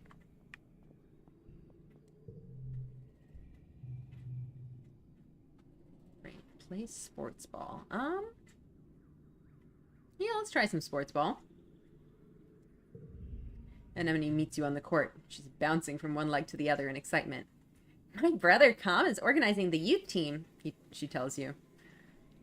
I feel like we're... obviously, we're going to meet him at some point, but I feel like something is going to happen with him. Like, just the fact that she's so enthusiastic about her brother makes me feel like shit's going to happen. Not necessarily that he's going to die or something, but at the very least, there's going to be some drama.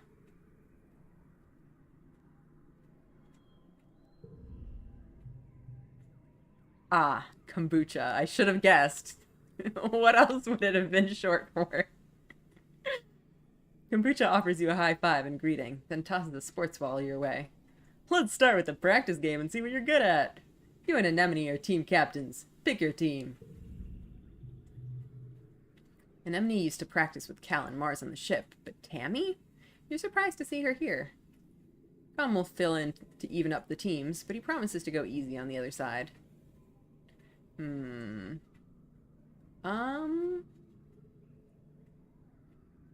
Cal.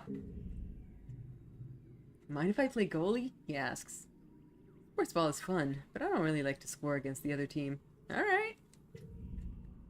Anemone chooses kombucha, of course. They bump fists. Your next choice...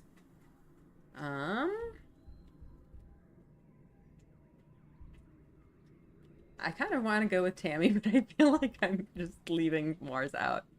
That's fine. Cal said that I should join, but I'm not very good at sports. Where should I stand? She asks quietly. You aren't sure. You assign her to tackle back and tell her to stick like glue to the opposing team's spiker. Maybe she'll get in their way instead of yours. It's a little bit harsh, but I guess true.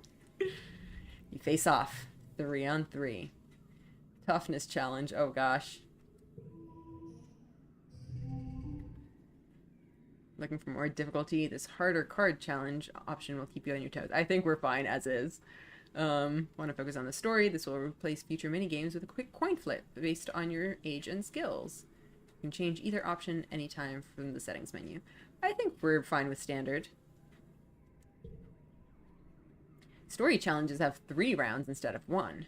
After every round, you'll keep the cards you didn't play and unlock an extra slot to play them in. Losing isn't always a bad thing in story challenges. That's interesting. Goal 27. I don't think we have that.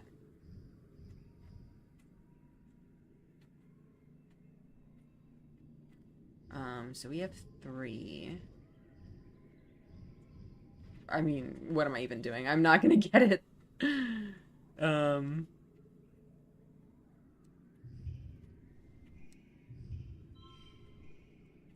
is probably about as good as we can do.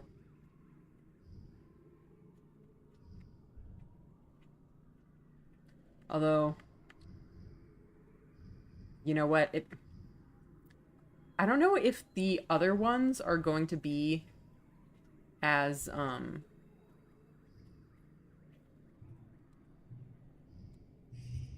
no, I want to get rid of them. Well, I don't know what the goal of the other rounds is going to be, so if it's going to be lower, maybe I just want to throw this one.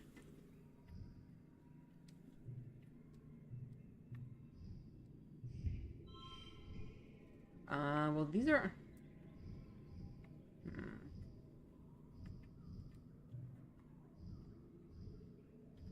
I don't know if I can take cards out. Like, can I do around with less? I don't know.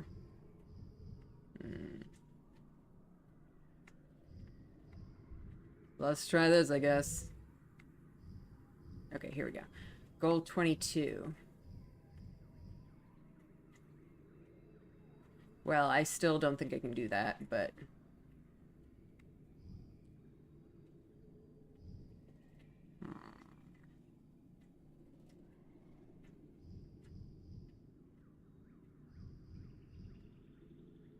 Unfortunately, if I have this in the first or last pane, I can't combo it with both of these. So... I think I still, like, I can't do anything.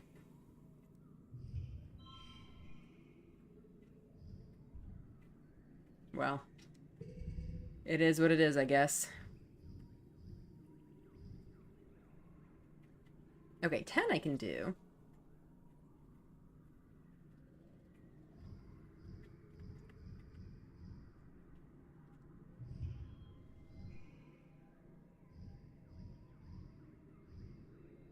Hmm.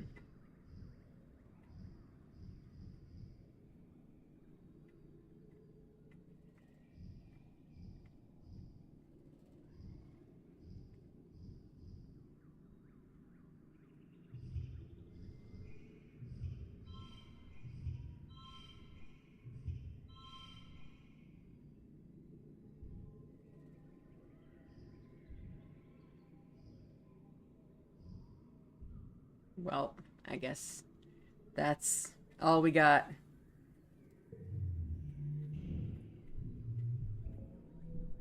I still got a kudos, though. Comet is an unstoppable force on the other team, but he's playing nice and letting Anemone take most of the shots. It's hard to compete with that sibling synergy. Mars is merciless. She's always in the control of the ball. It doesn't matter that she hogs the ball from her other teammates, too. She's just that good. Cal makes an amazing jump save, but is winded when the ball hits him in the chest. Tammy is a menace on the field, and not in a good way. She's everywhere you don't want her to be, and nowhere she should. At one point, you actually see her apologize to the other team for being in their way.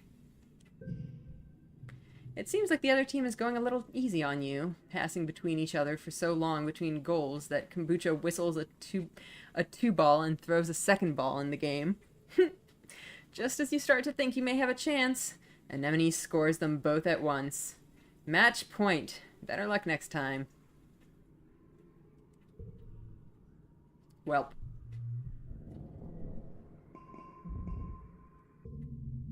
We still had fun. You wake from an afternoon nap. You squint into the pink-tinged light slanting through the windows. You must have fallen asleep in the lounge. Tammy's shadow falls across your nest of pillows.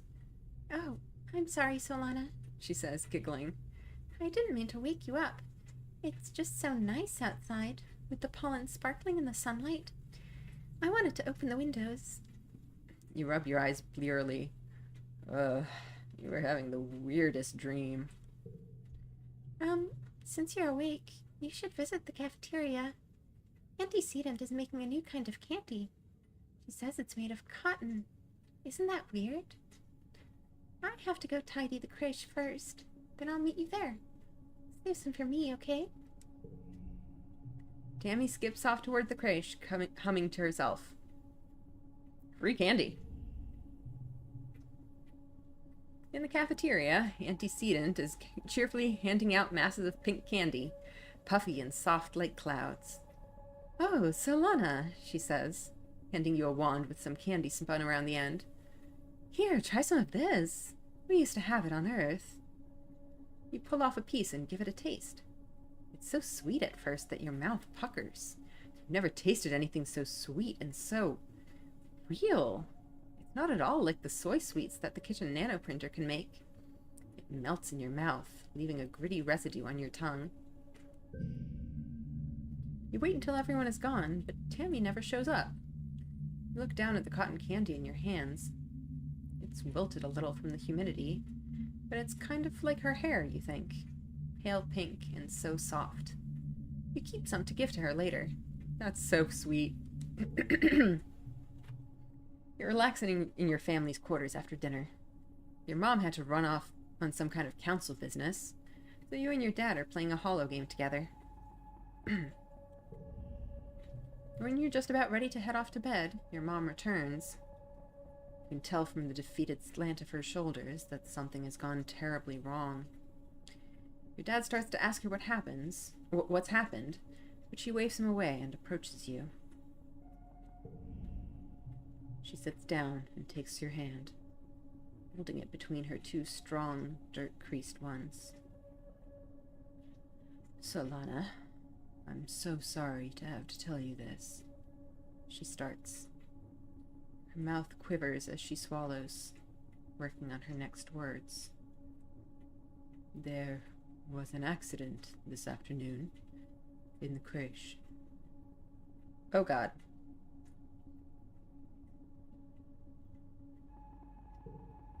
Your classmate, Tammy, has died.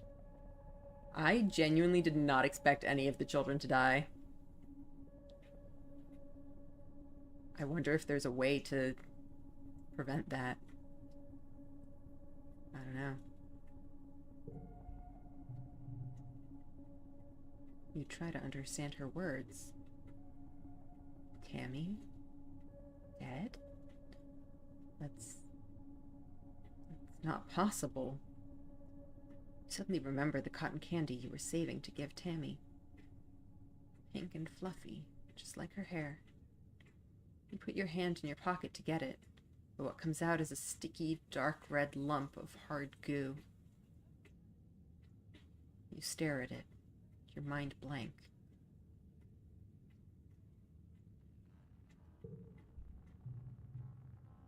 Your mom tells you, as simply as possible, that Tammy was killed by an electric shock from a broken holo projector.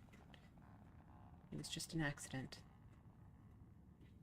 You press her for more, for an explanation. A little girl is dead. Someone you'd grown up with, someone so much like you. She wasn't sick or anything. You just saw her this morning. She was right there. Why? Your mom's eyes are sad when she tells you. Sometimes there's just no reason why. That's concerning, yeah.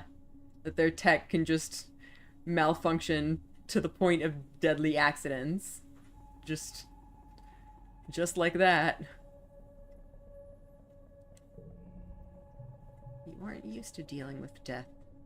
You don't know what you're supposed to say or do. You sort of mumble, okay, then get changed and crawl into bed. A full hour before your bedtime. You try to fall asleep, but you toss and turn for hours. You eventually drift off to fitful dreams of that small, sticky red lump of cotton candy.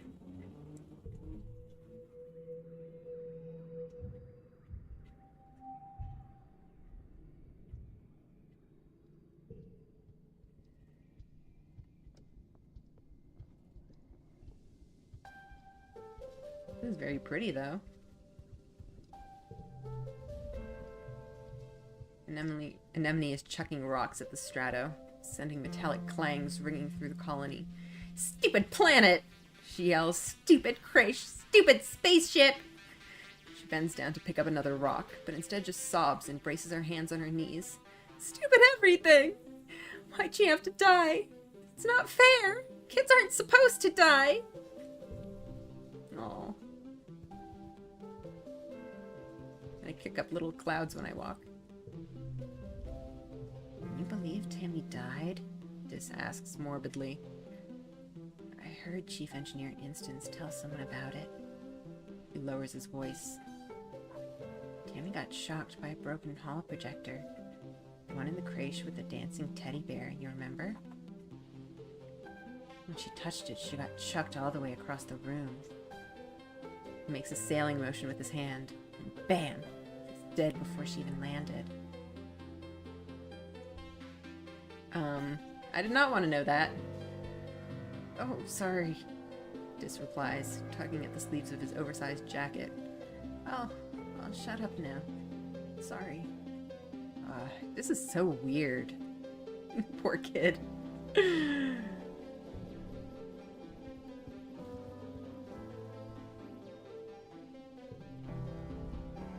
Tang is pacing around in front of engineering. She looks upset. It shouldn't have happened, she says. Tammy's... What happened to Tammy? It shouldn't have been possible. There was no reason for that holoprojector to break. Professor Hal said it was recently serviced, and nothing was wrong with it before it just... She gestures angrily. Just blew up for no reason. Nobody would have wanted to hurt her, so why? How? It doesn't add up. Yeah. And it really concerns me that this was in, like, the area that's supposed to be for, like, raising children. So... Uh-oh. Sorry, Solana. I want to think about this some more. I hate when I can't find the answer. Yeah.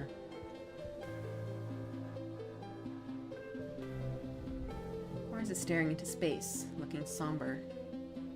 She doesn't really even notice you as you come up beside her, and barely reacts when you say hello. I'm thinking about Tammy, she says quietly. She used to sit down the hill there, in that spot in the sun. Every morning, she'd just sit there for hours in the sun, doing nothing. Just being happy. You stare down the hill to the spot near the entrance to the quarters. You can imagine her there, working on some little craft project, humming to herself.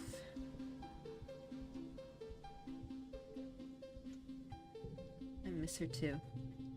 Now she's dead, Mars says, making a face. How's that for fair? Of all the people, how come it had to be my friend? You don't have an answer. You've never heard Mars call Tammy her friend before. But of course she was. Tammy was everyone's scared little sister, even though she was older than most of you. Mars clicks her tongue. Oh yeah, Administrator Seek is looking for you. I guess they need someone to do delivery jobs. She waves vaguely at the door behind her, distracted by her thoughts. Oh, now I can do the delivery jobs, huh? Hal is sitting in your mom's flower garden with his face in his hands. He's clearly been crying all morning, and probably all of yesterday, too. He and Tammy were really close. Whenever you guys used to play house in the creche, Tammy was always the mommy, and Cal was the daddy. Even though you were just little kids, you kind of always giggled about how obviously they were going to be together forever. Like a princess and a knight.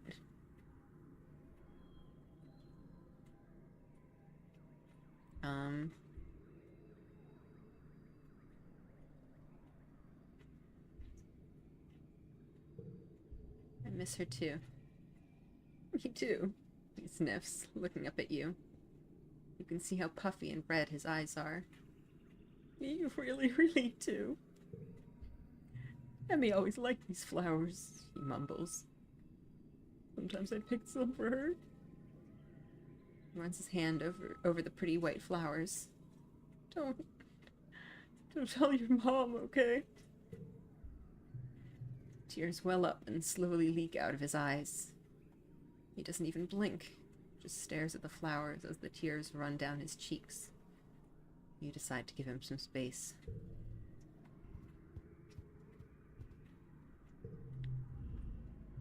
Your dad gives you a hug. Sorry you're feeling blue, Solana, he says. Things will start to look up again soon. Your mom pats your shoulder encouragingly.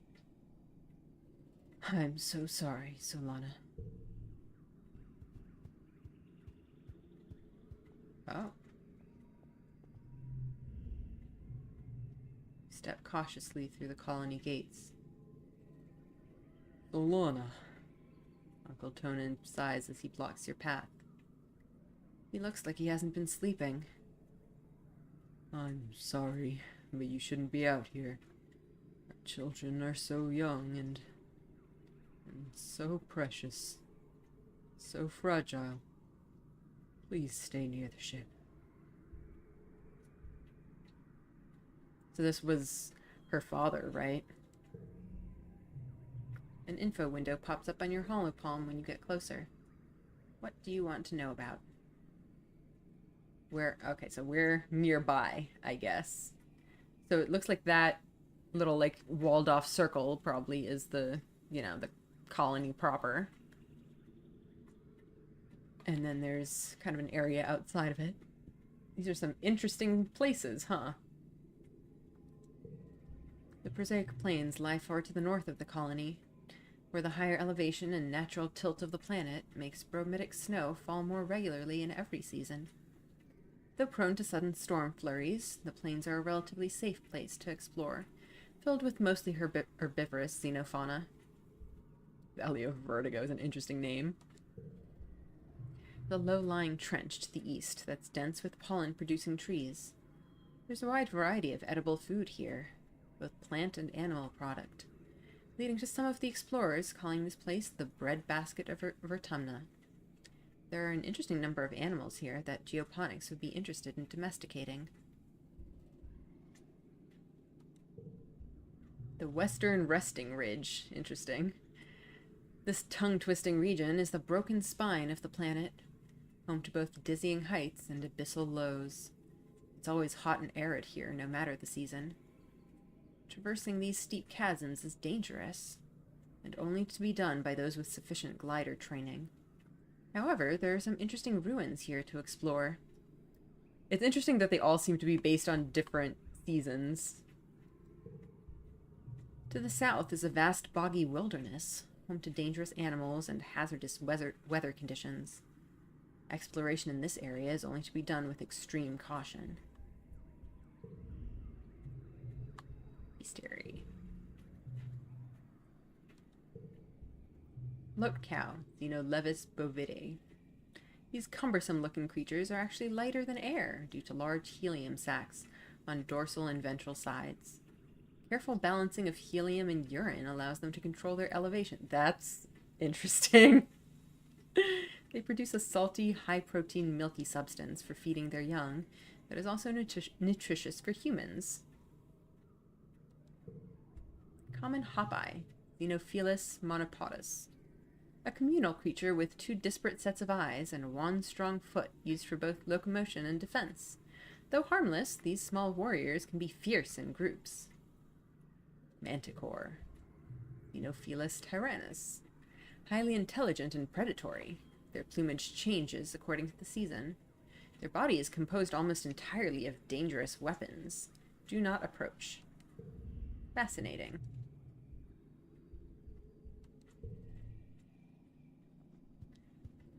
Alright, have I talked to everyone? I think I have. I guess let's check up what's going on here.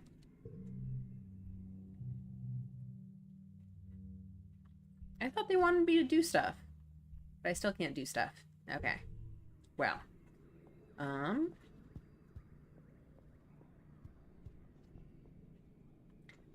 haven't been to school in a while. I do kind of want to do that.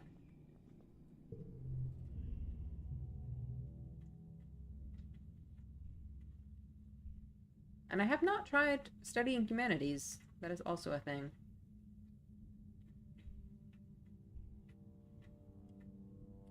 Alright, I guess let's study.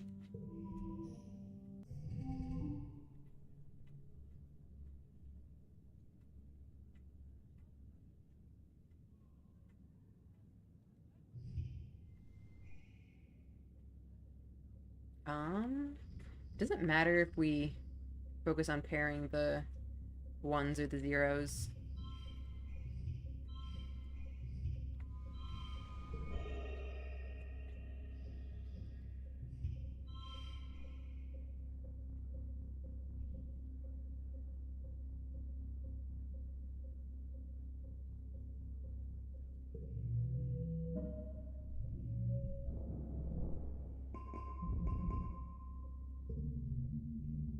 The colony is going to hold a funeral for Tammy.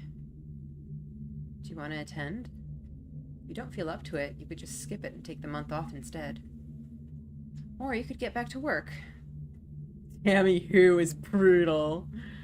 I think I should attend.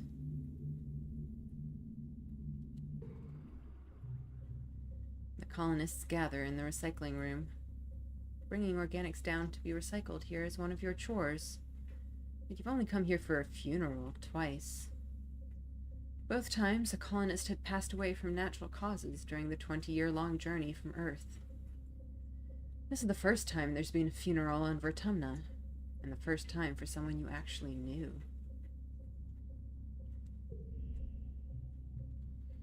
The mouth of the organics recycler has been polished, and a wreath of yellow flowers placed over the opening.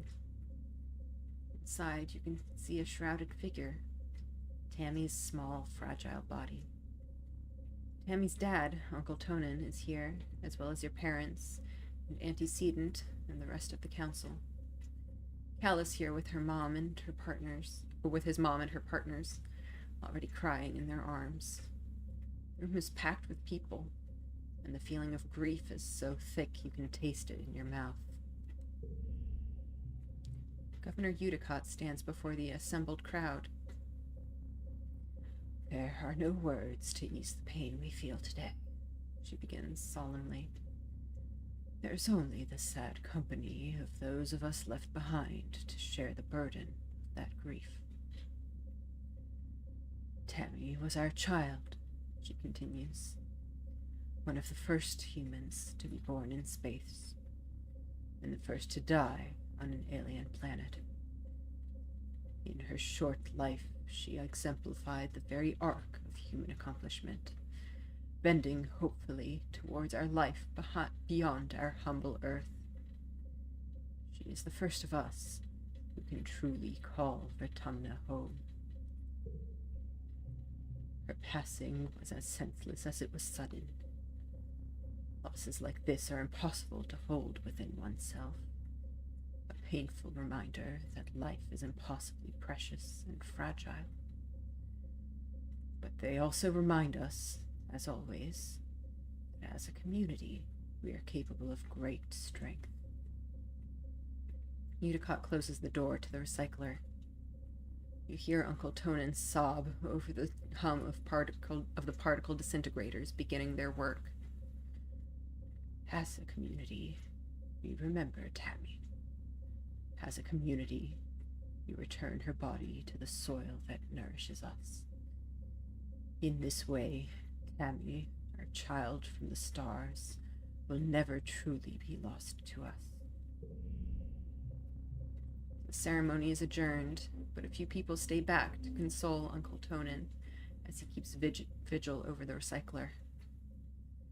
Cal and Uncle Tonin hold each other and weep openly. Your mom stays behind to receive Tammy's remains. As the head of geoponics, she'll be responsible for adding them to the colony's precious supply of brown soil from Earth. Your dad accompanies you out of the recycling room. He clears his throat. I want you to know that you don't need to be okay, he says, clasping his warm hand on your shoulder. If you want to take the rest of the month off, everyone's going to understand.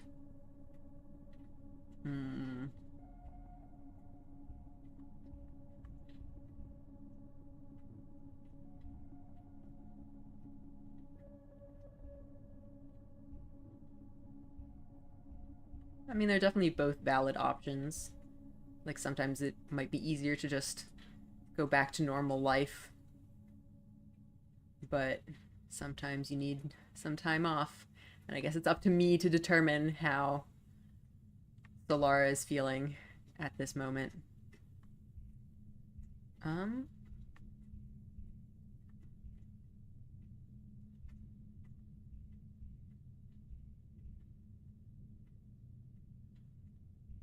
I'll take the month off.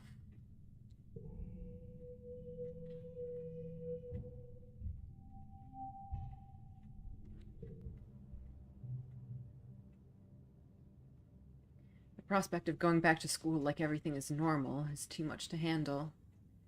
You end up spending the whole month alternating between sleeping, scrolling the HoloNet, and staring into space. It's restful, at least. And everyone gives you the time you need to process Tammy's death.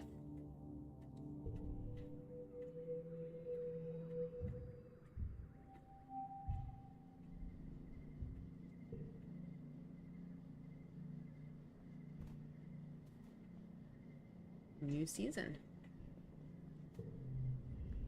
So, Lana, Tangent says, approaching you with purpose, we need to discuss my brother. Had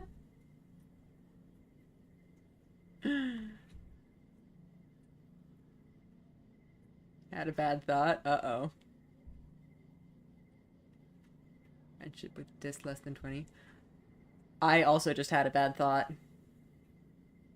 What if, like, she had to die because they needed the remains for fertilization purposes? It is a very horrific thought, and I really hope it's not true. But oh boy.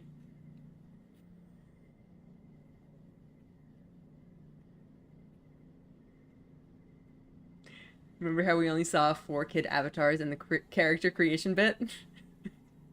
That is a good point. We did only see 4 kid avatars. So you're gonna say that Tangent might die too? I don't know. I don't know if that really means anything.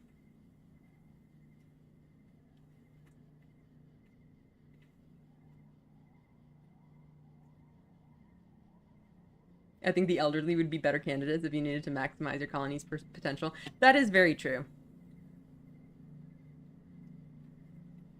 Like, I don't think they would have sacrificed a child for something like that. And, like, you know, if they have any sense of morals, they probably would have at least tried to do, like, someone who would, like, willingly offer themselves. But yeah, we've had some, at least, or at least Tangent is somewhat suspicious that there might be some kind of foul play involved. Yeah, I don't know. The children are your future, literally. Yeah, exactly. It is a scary thought. I feel like I don't expect this game to get that dark. That would be very, very dark.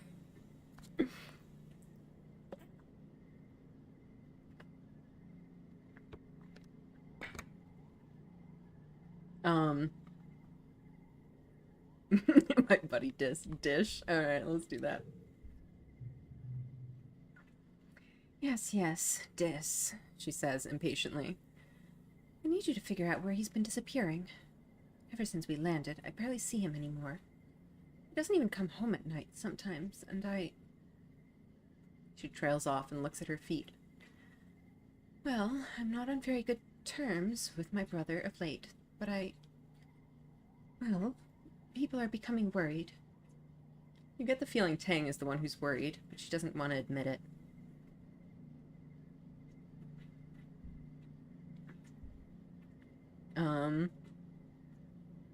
I feel like I should probably just talk to him directly. I don't like being sneaky about things. And I also don't think we should just leave him to his own devices. Like, I don't think he's doing anything dangerous, but, like, he's a child in a place full of unknowns. I'm wondering if Tammy's death was not intentional, but was something other than a hollow projector accident. Maybe.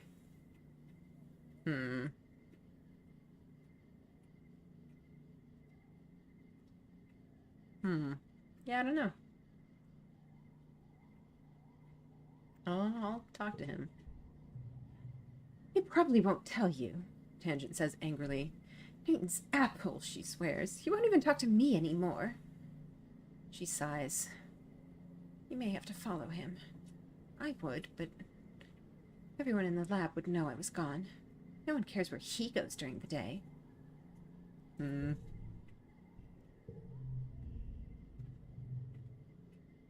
Have something. Oh, because I have a gift.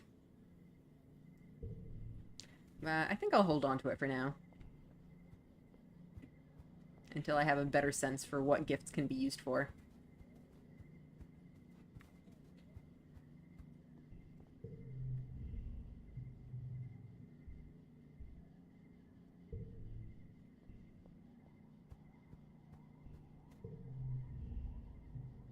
Cal's mom, Tira, is sitting with Cal against the makeshift fence that surrounds the gardens. Cal looks absolutely shattered, and Tira rubs his back comfortingly. He sees you and musters up a brave smile that doesn't reach his eyes. Hey, Solana. It's good to see you. Maybe I should give him something.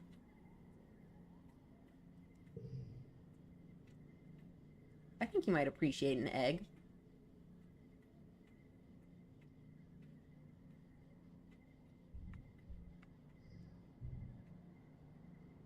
Let's give him an egg. Would you like an egg in this trying time? Is that an alien egg? Cal exclaims. Wow, I wonder what's inside it. If it's still warm, maybe we can hatch it. He lifts it up and scrutinizes it. Anemone's always talking about wanting to eat a big ol' alien egg, he says. If this one's not fertilized, I'll give it to her. Anemone likes red xeno eggs. Huh. Okay. Cute. Cal looks up at the sky, shading his eyes. I wonder when it's gonna rain again, he says. The heat doesn't bother me none, but after a while the plants are gonna get all toasty.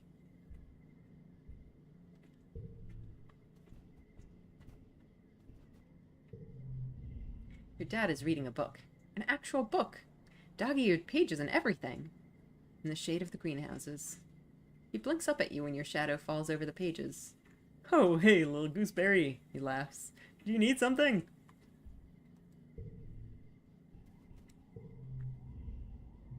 Your mom and... Okay, yeah.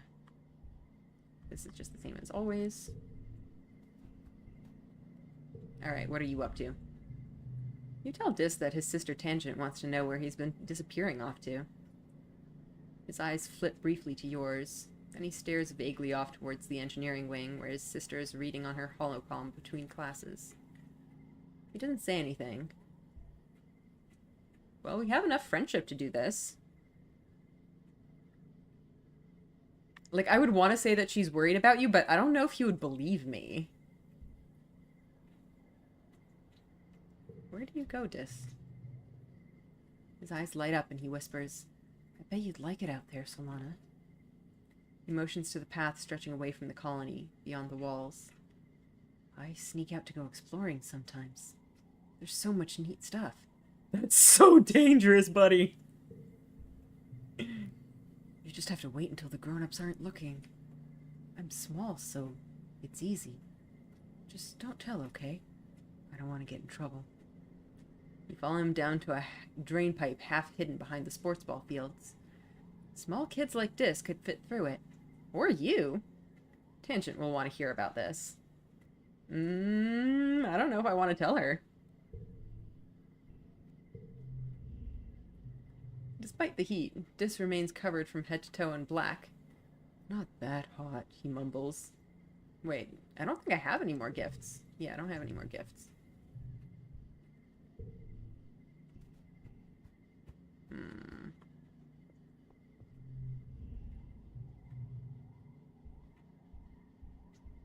Sneak out through the drain pipe. Ooh, I want to do that so bad.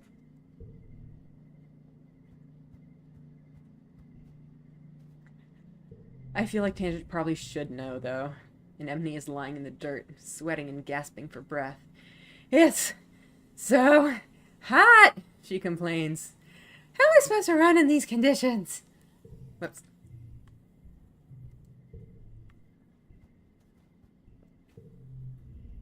You tell Tangent you know where Dis has been going. You tell her she's been sneaking out to explore the jungle.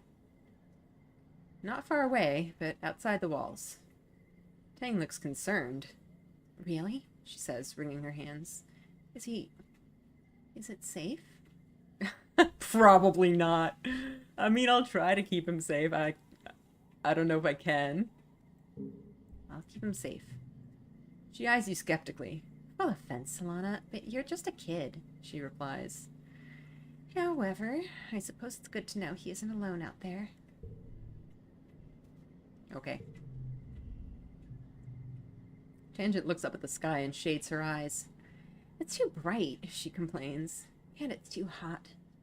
And the nights are cold. Living in the stratospheric meant we never had to experience discomfort. Remind me, why aren't we putting our resources into repairing the ship?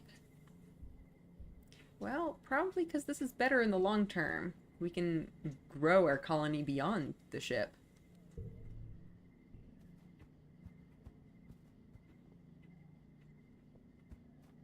Okay. I think I want to sneak out.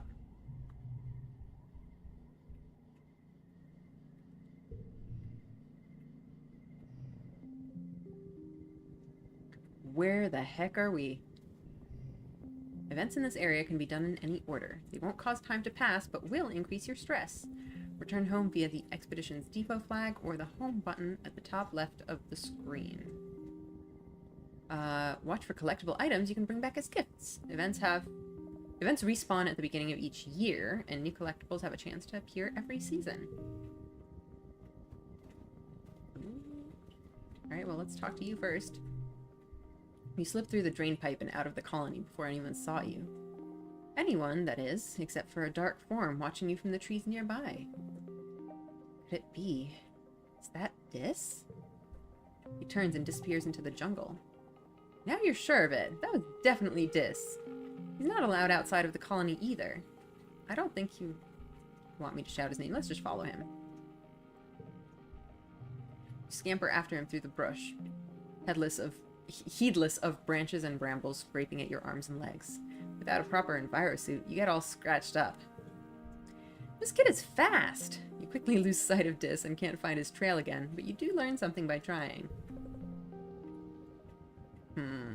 So is this basically just a matter of how much stress I'm willing to build up? I guess I can't go past this.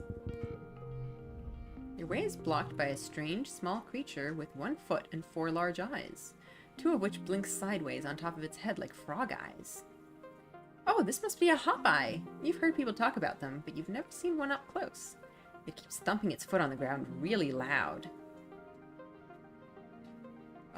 Well, that sounds like it's trying to, like, intimidate me. And if I approach, it's not gonna be happy. What's its deal?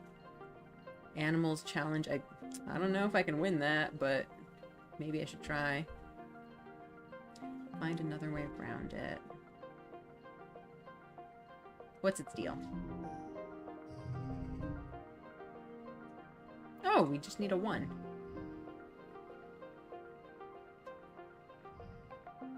I mean, our cards seem to be basically refilled every time anyway.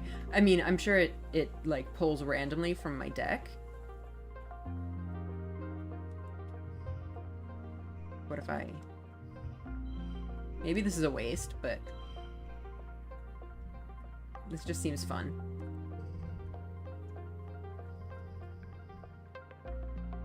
+1 skill on that challenge win. I don't know what that means.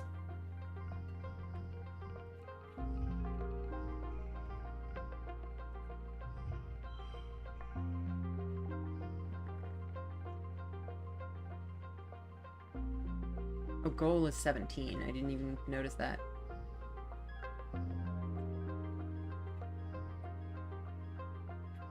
Well, I don't think I'm winning this.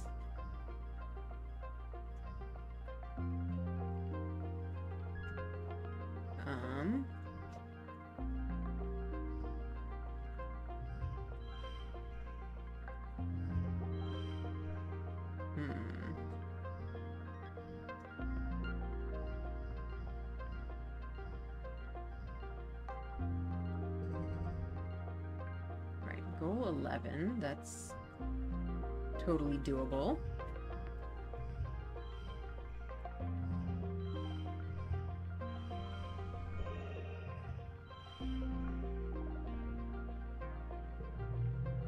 We did it!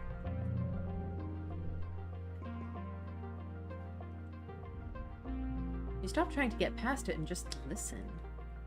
Oh, you can hear little squeaking noises from nearby. It's probably warning you about its away from its nest. You carefully avoid the nest while speaking in soothing tones. The agitated little guardian titters warnings at you, but eventually lets you by. Yay! Oh, is that a collectible? 30 mushwood log.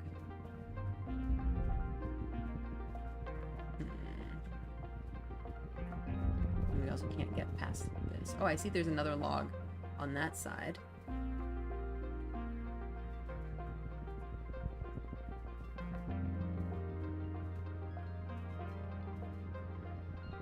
Alright, let's get some logs, I guess. You leave the path and sneak through a strand of mush trees to one of the little sawmills dotting this area. It's a small but busy operation. 3 people feeding mush tree logs into some kind of machine, while a 4th one directs a 4-legged robot with a plasma saw mounted on the front.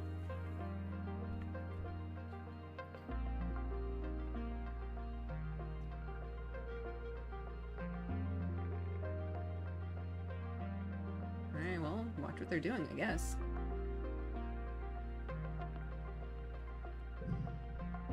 You stay out of sight and watch how they do it.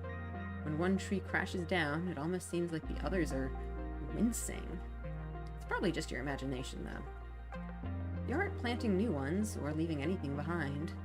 You know the mush trees regrow every year, but can they still regrow when you cut down everything like this? It's a very good point. Even the smaller trees and bushes are getting ground up for mulch. The big, scary grinder that sounds like a roaring beast. The entire process makes you uneasy, but also proud of how industrious your colony is. Be careful, guys.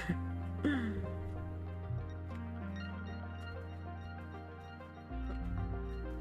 more stuff to gather out here.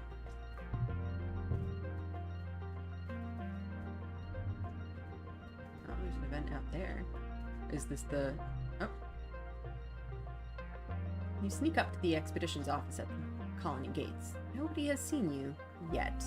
The lively hustle through the gate makes you miss your friends inside. If you want to go home now, you could sneak back through that drain pipe. Nah. I don't think I can go too much longer though, because you might spot me, but I'm good at being stealthy though, right? You spot Uncle Tonin, Chief Surveyor Tonin, that is, bumbling about, preparing some automated survey equipment in a clearing. He's very cautious, jumpy even. He's making a lot of noise. Every few minutes he'll pause to listen and check his surroundings, then go back to banging away. He shouldn't be hard to avoid if you don't want to get caught sneaking out. I mean, I do have very good perception. Oh, by the way, I was wondering if Tonin is short for melatonin. Is he Mr. Melatonin? I'm gonna risk it. Perception easy challenge. Oh boy. Not a problem.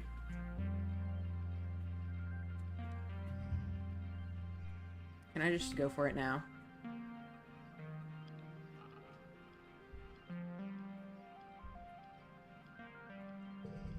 I already won.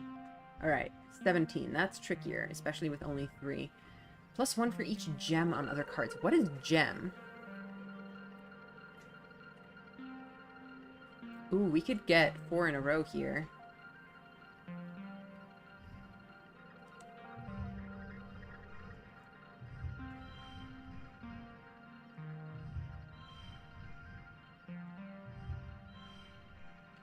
Oh! Oh no! Is there a better way to rearrange these? I don't think so. Like, the best we can do is put the ones next to each other. If we had a 2, we could get a... Great, potentially. I don't understand what the gems mean? Oh no. Well, I don't know. I think if we can't get it, maybe we should... Maybe we shouldn't waste our good cards on this. But maybe I get some kind of bonus for... I'm gonna try this. This challenge did say it was easy, so I feel like the next round is gonna be better. What affects this, like, minus... +2 to a card is... I guess I could do that. Use up one of my precious logs.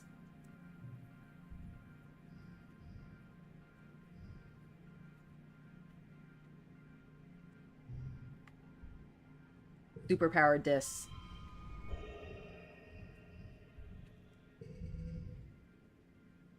Alright, well, we win.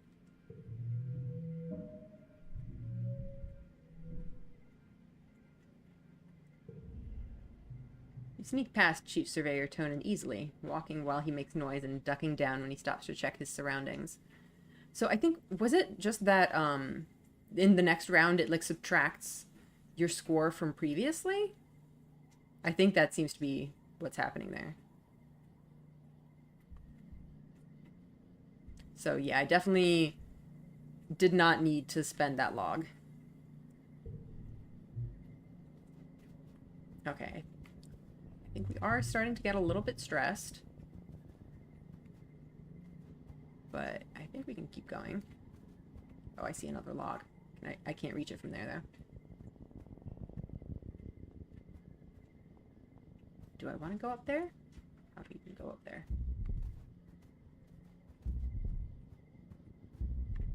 Oh, that's literally the other way. Which direction do I want to go? There's also this way. Well, it sounds like my progress here gets saved in between runs. So I can come back here on a different day and keep exploring. I think this will probably be the last one that I can do. What is that noise?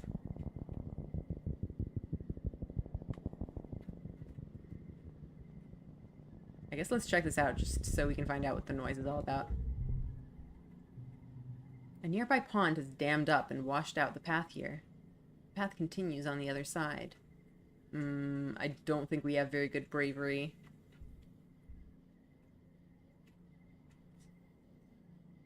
Do we want to try this? Maybe let's turn back. Okay.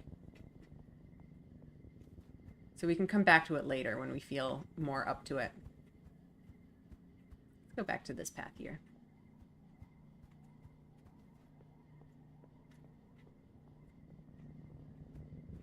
And there's also still multiple ways to go. Oh, and I froze again.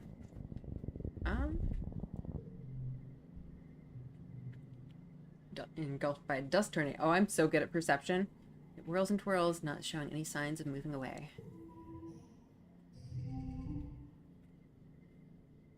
Okay, yeah, so we start at 27, and then we can go down. Okay, change suit. Okay. Well, we have lots of these.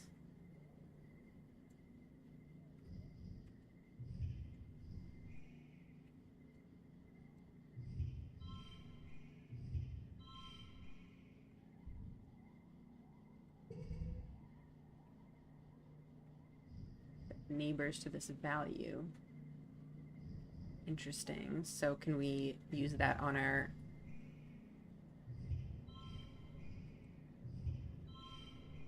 Okay.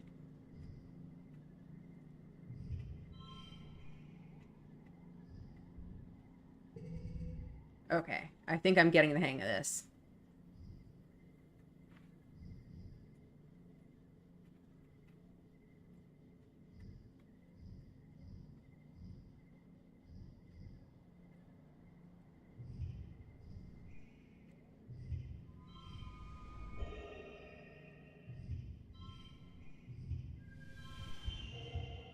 Super goal.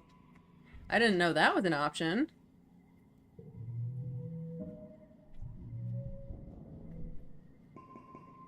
Oh, okay. I think I misunderstood the perception.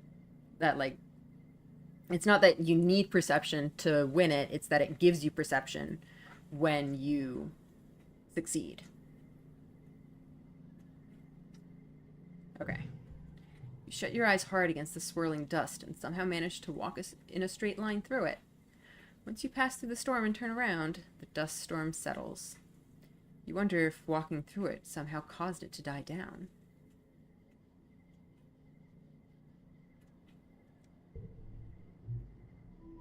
New perk. Perception level 1. Highlight collectibles. Ooh! I mean, I feel like they were already pretty visible, but I'm not gonna complain. It does seem like we could maybe do one more, but I don't know. Ooh, there's a valuable branch over there. At the top of a rise off to the east, you think you spot someone watching you. They're dressed in black. Is that Dis? They look way too tall to be Dis. Maybe another surveyor? That's concerning. You blink and the figure is gone. I gotta look. It's super dangerous, but I gotta look. I'd go over there and look for clues. You bushwhack down into a valley and up the other path to where you thought you saw them standing. No signs of a camp or anything obvious like a dropped pack. No note saying I'm watching you, signed mysterious figure. Spooky. Oh, this one has a gem. You're too worn out and tired to continue. You have to go home now.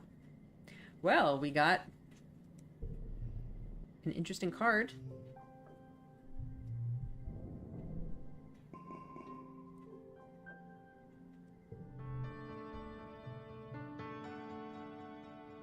I do think I should end the stream soonish. I don't know if now is a good time or...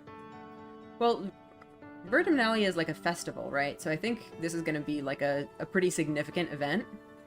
So I think I am actually going to stop here. Is there a save here? Yes, there's a save here. Oh, look, they show like what song is playing and stuff. That's cute. Yeah. Alright, I guess that will be it for today's stream. Well, that was a nice little introduction to this game. It's already really interesting. I'm already dreading how many times I'm gonna have to go through this. We're gonna be here forever. But yeah, I love its style. It's just well done.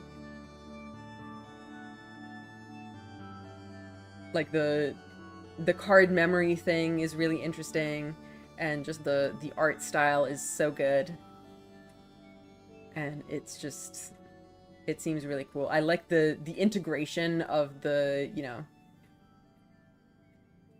time loopy stuff, you know, that we clearly remember some kind of past lives or what have you.